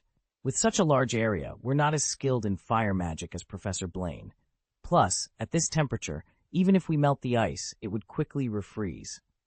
Suddenly, Hermione's frown disappeared. Oh, I've got it, she exclaimed. Before Harry could ask, she pointed her wand at his sneakers. Harry felt himself grow taller, and upon lifting a foot, discovered that dense nails had sprouted from the soles of his shoes. That's brilliant, Harry said excitedly. He put his foot down, jumped, and tried walking again. It's much better than before. You're a genius, Hermione. Hermione also enchanted her shoes with spikes and moved around the stone door. She smiled at Harry's praise. It's useful, but not as flexible as usual. Come on, Harry, I want to take a closer look. The two approached the giant cautiously, trying to keep their footsteps as quiet as possible. When Hermione saw the giant, she understood why Harry had described it as strange. As he had said, the stone giant was supported by an oval, flat stone. The rest of its body was equally rough, a massive oval stone for its torso, long stones for arms, and a round stone for its head.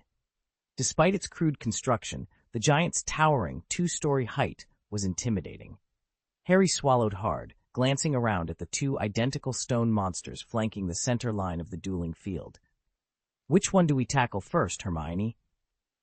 That's not important, Harry. The key is... Hermione took a couple of steps back, wrinkling her nose as she assessed the stone monster's structure and attack range. Obviously, we can't engage a monster like this in close combat, so... Hermione looked contemplative. Hermione's eyes first landed on the stone monster's foot, then shifted to her own feet, and finally settled on the stone door through which they had entered the duel arena. After a brief silence, she took a deep breath, and the determination in her eyes became resolute. Listen, Harry. Here's the plan. End of chapter. Chapter 1077, Dirty and Dusty. It is unwise to act recklessly against a stronger opponent. This was the lesson Professor Brian had always emphasized. In preparation for their confrontation with the stone monster, Atticus Blaine and Hermione took the time to set a trap, ensuring they wouldn't lose their warm refuge during the ensuing battle. As the bright red mist surrounding them began to dissipate, they quickly replenished it, maintaining their protective barrier. Nearby, a massive ice-blue block of ice stood resolute, and Fleur sat idly on a stone, toying with the key she had won in the previous round of the competition. When she noticed Atticus and Hermione rushing out, she eagerly stood up to inquire about their progress. However, her enthusiasm was met with indifference as the pair remained focused on their mission. With a huff, Fleur stomped her foot in frustration before resigning herself to the monotonous company of the wind and snow. The trap was set, and Atticus and Hermione positioned themselves over 40 feet from the stone monster on the right, wands at the ready, their bodies tense with anticipation. "Are you ready, Hermione?" Atticus asked, gripping his wand tightly. His palms were slick with sweat, and he quickly wiped them on his clothes.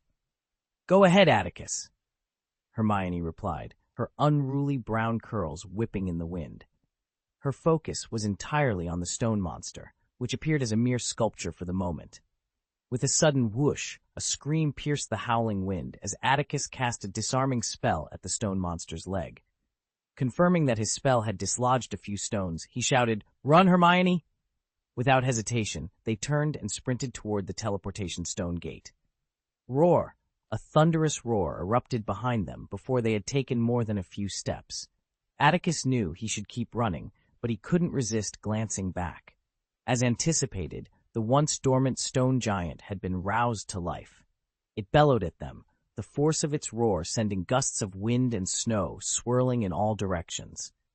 The powerful wind struck their backs, causing Atticus and Hermione to lose their balance and tumble forward. They quickly rolled over and regained their footing, casting anxious glances at the stone monster.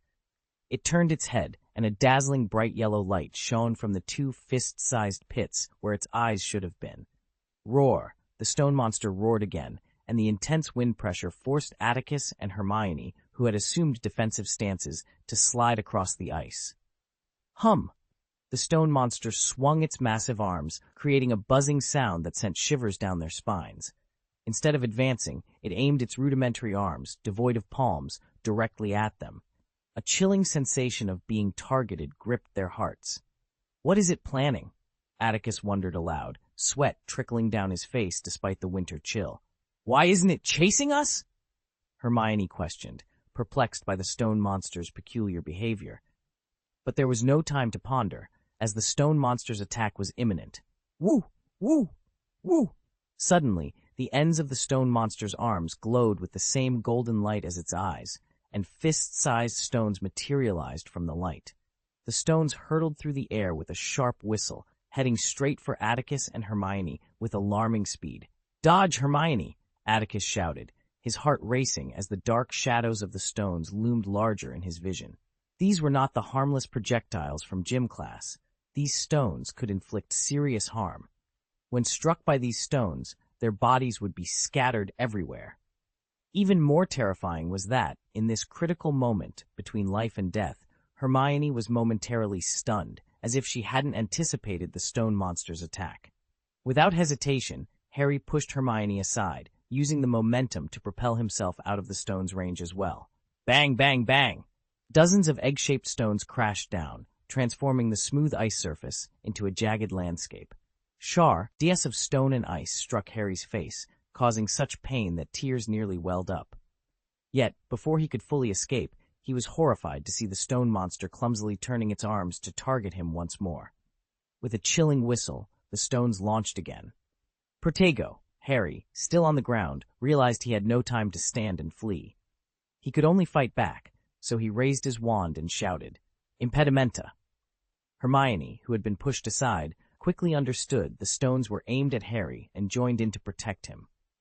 The obstacle spell successfully slowed the deadly projectiles, and Harry's shield charm ultimately saved him. This stone monster doesn't budge at all, Harry exclaimed after surviving the second wave of attacks.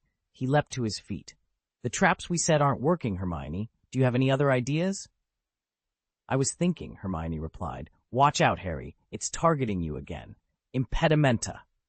The stone eggs, slowed by the barrier spell, collided with the magical shield with a loud crash, like a typhoon battering a fragile window.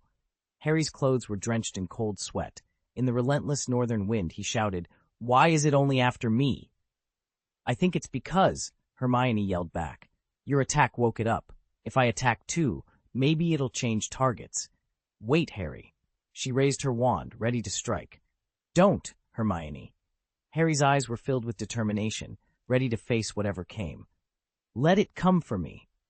Don't be ridiculous, Harry, Hermione shouted, her voice tinged with desperation. If I don't attack, how will you defeat it? A hint of embarrassment crossed Harry's pale face. Just then, the stone monster moved again. It remained in place, but bent down awkwardly. Boom! A deafening roar accompanied by a sudden tremor shook the ground. Harry's face turned ashen, and Hermione's expression mirrored his horror. The stone monster had thrust its arms into the ground, causing the ice to crack, and lifted a block of ice as large as Hagrid with ease. Run, Harry! Hermione's scream echoed, causing the audience outside the arena, who were anxiously watching, to cover their ears in distress. But where should we go? Harry stammered, momentarily paralyzed by the stone monster's violent attack. Let's get out of here! Ignoring the danger, Hermione rushed to the frozen Harry, grabbed his wrist, and they sprinted toward the portal. Fortunately, they had planned to confront the stone monster near the portal, so it wasn't far away. Boom! The impact of the giant ice block hitting the ground propelled them, flinging them out of the secret realm. They tumbled a long distance in the soft snow before finally coming to a stop. Harry let out a muffled cry of pain, but managed to stand despite the aches all over his body. Damn it, that stone monster really wanted to kill us. Harry muttered a curse under his breath as he struggled to his feet. Nearby, Hermione was also attempting to rise from the snow-covered ground, her hair and face dusted with snowflakes. Her expression remained one of shock, her face pale from the ordeal. At that moment, Victor and Cedric's teams emerged from their respective secret realms, looking equally disheveled. Victor's sportswear was riddled with holes, and his face bore bloodstains, as if he had been slashed by something sharp. "Those damn bastards!" Victor exclaimed angrily, his voice filled with indignation, as soon as he stepped out of the secret realm. Meanwhile, Cedric and Luna hurried to a nearby gentle slope. Their clothes were soaked through and had frozen into ice, further sapping their energy. Shivering uncontrollably, they were unable to speak until they managed to warm themselves. Once they did, they exhaled heavily, collapsing onto the ground, gasping for breath. Harry and Hermione exchanged glances, realizing that the challenges faced by the two teams were vastly different. End of this chapter. Chapter 178. Victory? The three teams had been relentlessly challenged in their respective secret realms. This time, none of them rushed in to seize the opportunity. Instead, they gathered near the ice to rest and regain their strength. "Can someone tell me what happened in there?" Farong, who was the first to reach the shore, asked, her curiosity evident as she looked at the silent group. "It's hard to explain, Farong," Victor replied, shaking his head. His behavior was peculiar. He glanced at Farong with a hint of hesitation in his eyes, but after a moment's thought, he lowered his head again. For reasons not entirely clear, no one shared their experiences in the secret realm. However, they all understood that they faced unique challenges that would not be easily overcome. Hermione sat on a stone near the ice, her chin resting on her hand, deep in thought. As time passed, a spark of realization appeared in her eyes. "Come on, Harry, let's get going," she suddenly exclaimed, standing up and pulling Harry back into the secret realm, ignoring the curious stares of the others. Victor and Cedric exchanged glances, then silently stood and quickly headed towards their chosen secret realms. Once again, they found themselves in the ancient Greek-style dueling arena, enveloped in snow and wind. "What?" Harry exclaimed in surprise as he surveyed the area.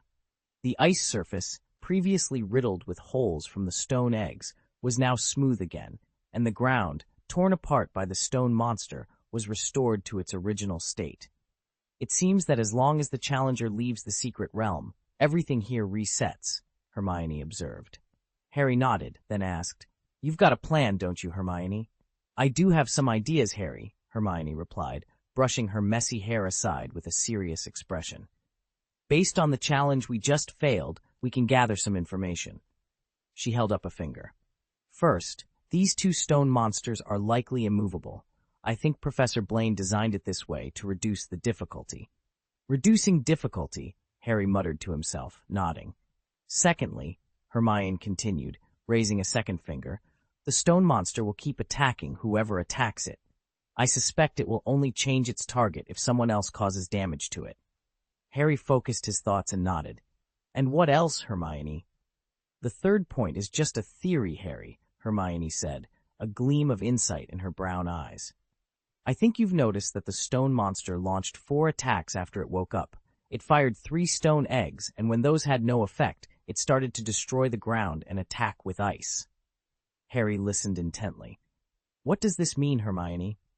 "If the stone monster's attack patterns are limited to these 2 and follow a specific sequence," Hermione explained, taking a deep breath, her exhaled breath forming white curls in the frigid air, "then we can anticipate its attacks.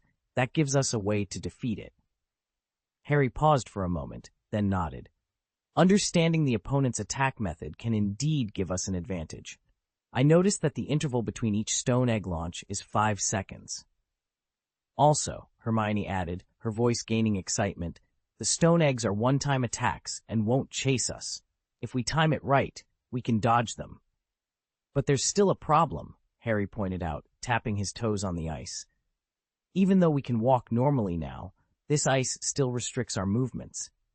"I don't plan to deal with it in the dueling arena," Hermione said, her eyes sparkling with determination as she faced Harry's puzzled expression. Hermione's eyes lit up as she pointed to the towering wall surrounding them, standing a formidable 30 feet high. "We can stand on the wall and deal with it from there," she exclaimed.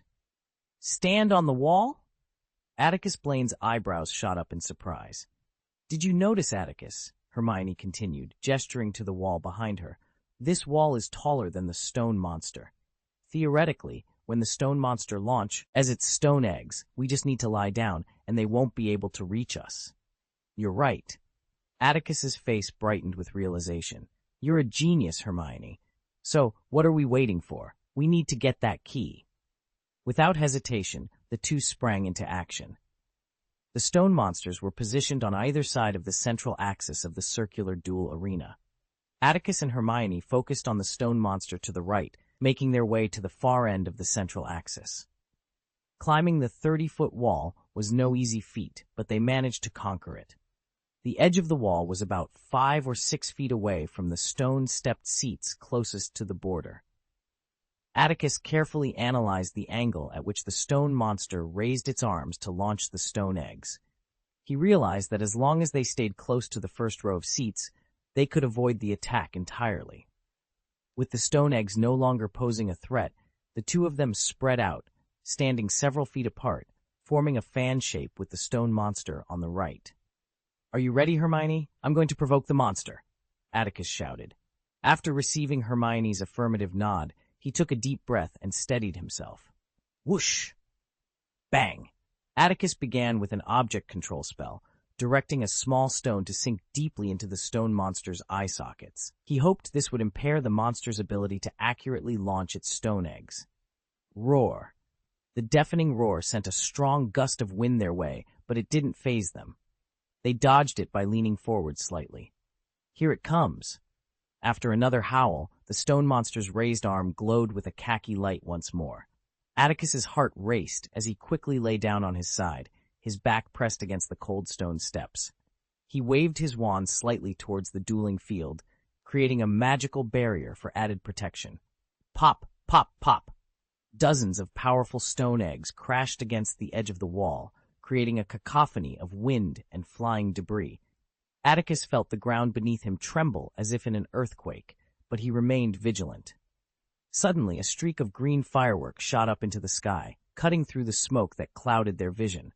It was the safety signal he and Hermione had agreed upon.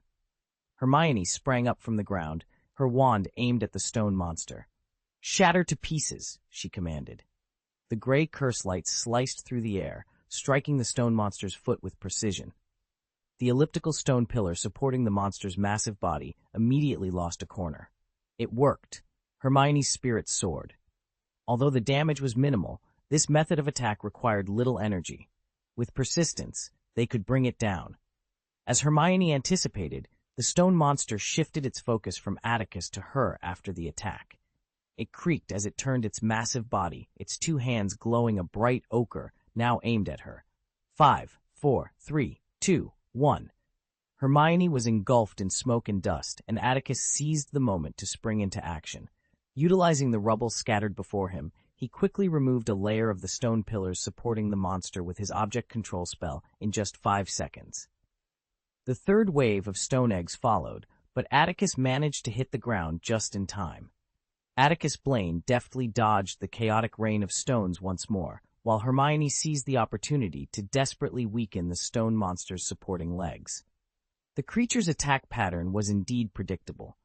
After 3 waves of stone projectiles, it roared again, plunging its arms into the ice to lift a massive block. According to the rule of hatred, this attack was likely aimed at Hermione. "Hermione!" Harry shouted, his voice filled with urgency. "I see it," she replied, aware that the large ice block, arcing high, could target them. Hermione watched as the stone monster slowly raised the ice, its eyes glowing ominously as it focused on her. Suddenly, a sound more ferocious than the biting cold wind echoed through the duel arena. Hermione's eyes remained locked on the stone monster's movements. The moment the ice left its grasp, she sprinted quickly to the right. The arena shook violently, like a summer thunderstorm. "Hermione!" Harry called out, his view obscured by the swirling ice fog. "I'm fine, Harry. Hurry up." Hermione's sharp voice pierced through the thick mist. Harry's racing heart calmed, and he continued to attack the stone monster's supporting legs. Boom, boom. 2 more ice-throwing assaults followed, causing a corner of the solid wall to crumble. Debris rained down, affecting both Harry and Hermione, but they emerged unscathed. The stone monster, now clumsy and weakened, switched its attack mode, launching stone projectiles once more.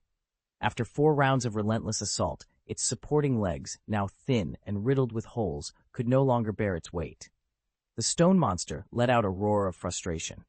Under the eager eyes of Hermione and Harry, its massive body gradually tilted and finally crashed to the ground with a resounding thud. The impact caused it to disintegrate into large and small pieces of rubble. Silence followed. 1 second, 2 seconds, 3 seconds. Harry and Hermione exchanged glances and erupted into loud cheers simultaneously. End of this chapter. Chapter 1079, Cooperation. The icy dust in the air was swiftly swept away by the biting cold wind, and the scene before them became clear once more. Atticus Blaine and Hermione gathered together, their eyes alight with joy as they watched the stone monster ascend the stairs. "At this rate, we'll be able to take down the next one soon," Atticus exclaimed, his excitement palpable. "We have to hurry," Hermione cautioned, trying to temper her enthusiasm. "The red stone will only protect us for less than 4 minutes. If we exceed this time, we'll have to retreat to replenish. Leaving the secret realm halfway would render all our efforts futile." Atticus nodded in agreement, and the two of them prepared to rush to the left end of the central axis to confront the remaining stone monster. Hum! Suddenly, an unexpected event unfolded. Under the horrified gazes of Atticus and Hermione, who were drawn by the strange noise, the remains of the stone monster they had just defeated began to emit an ochre-colored glow. "What's happening, Hermione?" Atticus's face was a mix of shock and confusion. "Didn't we defeat it?" Hermione was equally bewildered. She stared blankly at the broken stones enveloped in light on the dueling field below. As these stones began to levitate under an inexplicable force, Hermione's eyes widened in alarm. "I have a bad feeling about this, Atticus." Hermione's voice quivered. "Until we understand what's going on, I think we should proceed with caution." Click, click. As the floating stones started to coalesce, Atticus shivered involuntarily. "I agree with you, Hermione." Realizing the impending danger, Atticus and Hermione didn't linger. They sprinted along the wall, racing towards the teleportation stone door with all their might. A sudden, fierce roar reverberated through the air, sending visible ripples outward.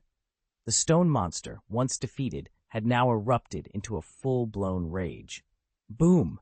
They had only covered half the distance when a ferocious roar, reminiscent of a dragon's, echoed from behind, forcing them to halt. "Run, Hermione!" Atticus shouted, his voice tinged with fear.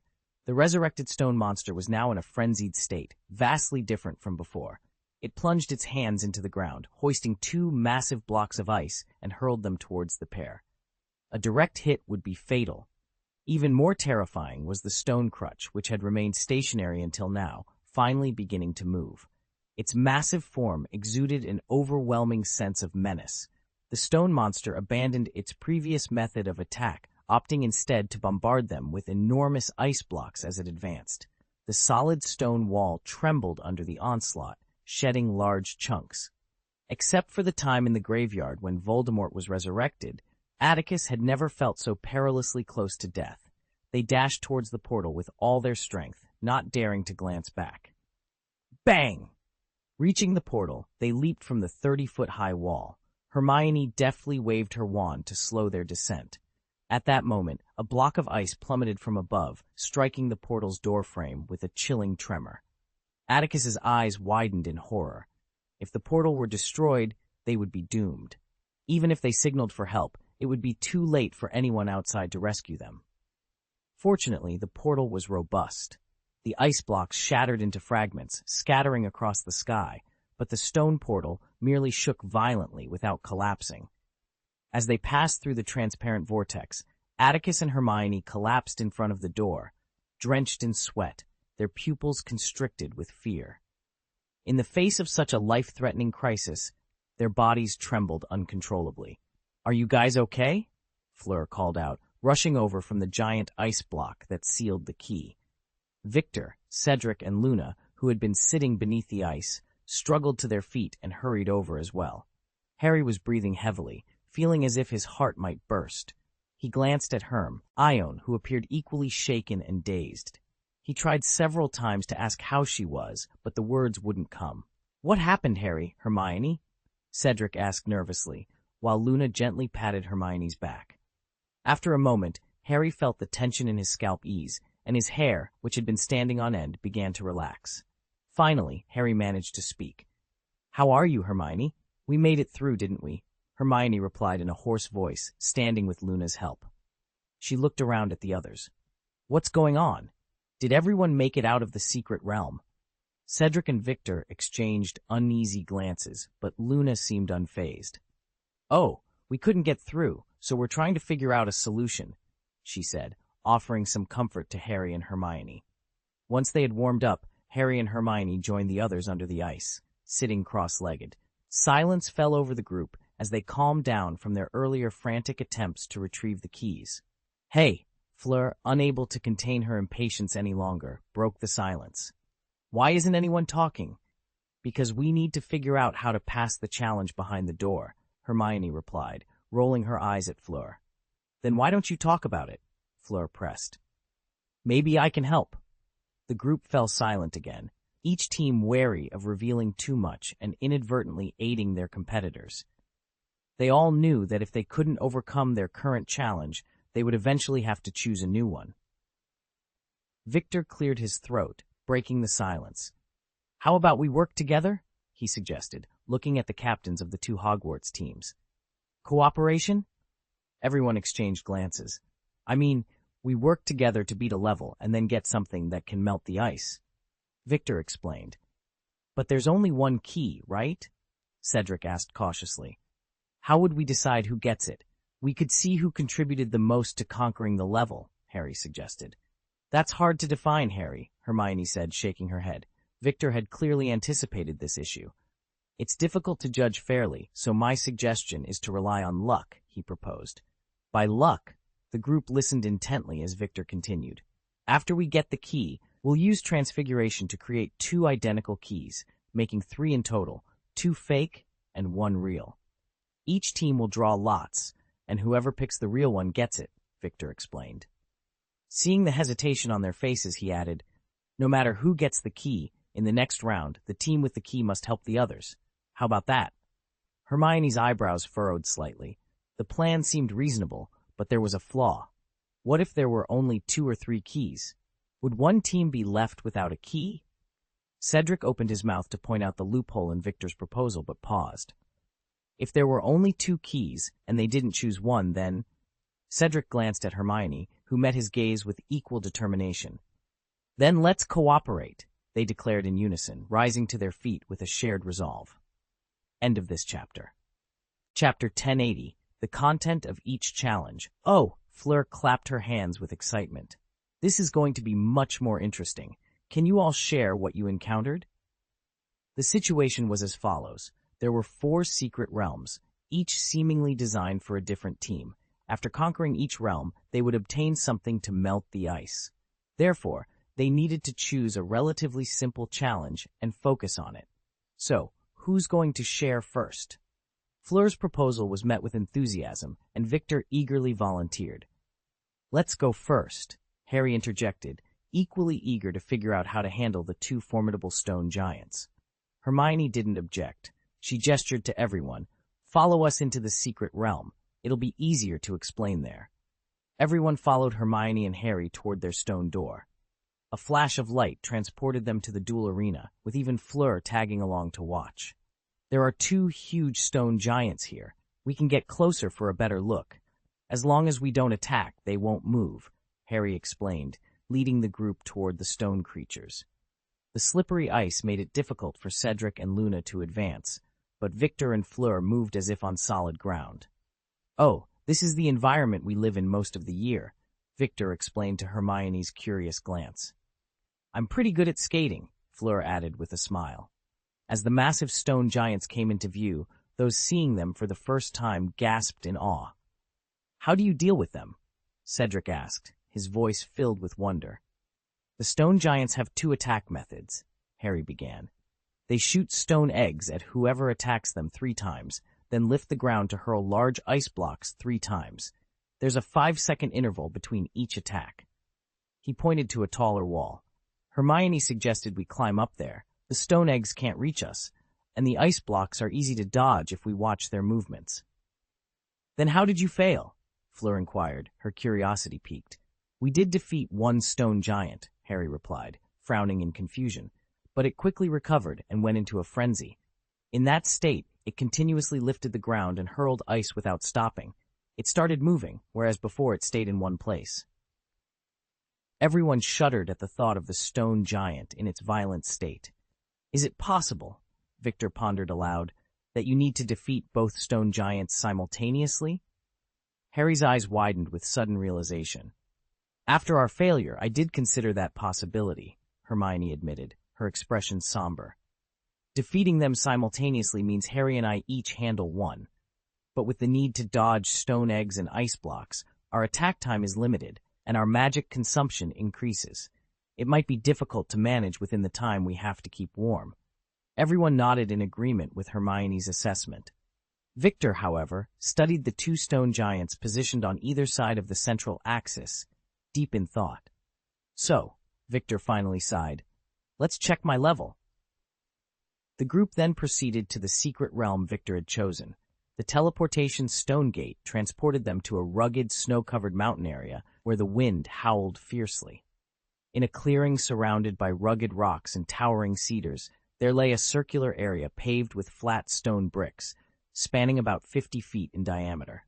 Several winding mountain paths connected this square to the depths of a misty landscape filled with swirling wind and snow. At the heart of this area stood a circular stone platform, and in its center, a lighthouse slightly taller than Atticus Blaine, topped with a lit candlestick. Oh, don't go. Harry, driven by curiosity, attempted to climb the stone platform for a closer look at the lighthouse. Victor quickly pulled him back. If you climb up there, they'll appear. What are they? Harry asked, his eyes wide with intrigue. Everything, Victor replied, exasperated. House elves, goblins, centaurs, werewolves, and some creatures that might be vampires, though I'm not sure. Seeing the astonishment in everyone's eyes, Victor hastily clarified. Oh, they're not real. They're all animated ice sculptures created through transfiguration. They emerge from these paths around the square, in waves, and their numbers keep increasing.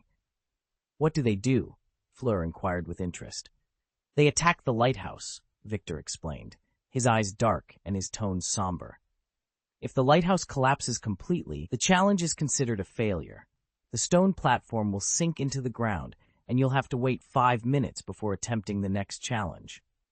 So you're supposed to protect the lighthouse? Cedric surmised. Exactly, Victor nodded. But if you attack those ice sculptures, they'll immediately split off some to counter you. Their attack methods are varied, and trust me, it's not pleasant. But how do you win? Hermione asked, frowning. Victor shook his head, but pointed to the half-burnt candle in the candlestick atop the lighthouse.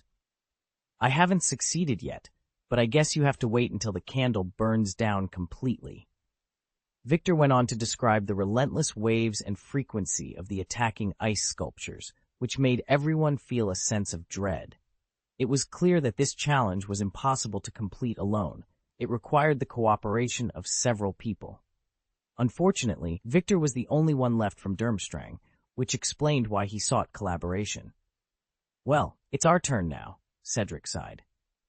The group quickly changed scenes and arrived at a secret place that had both tormented and thrilled Cedric and Luna.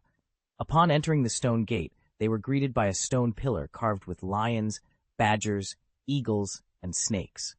Floating above the pillar was an orange ball of light, the size of a basketball.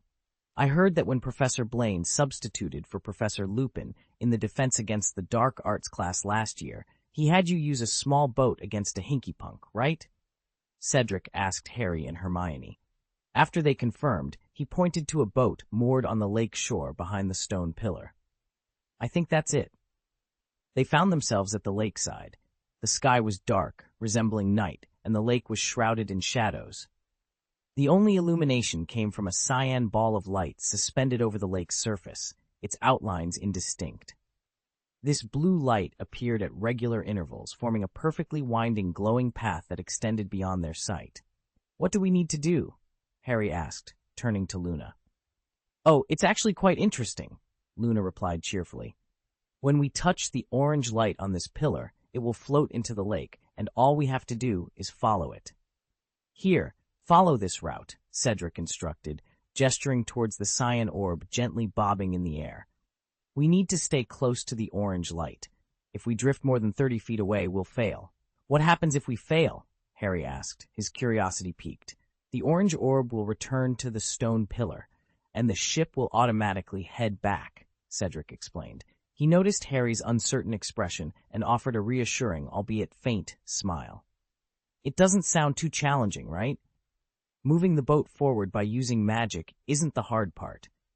But if we encounter whirlpools, crosswinds, or attacks from underwater creatures, trust me, Harry, falling into the water in this weather is far from pleasant."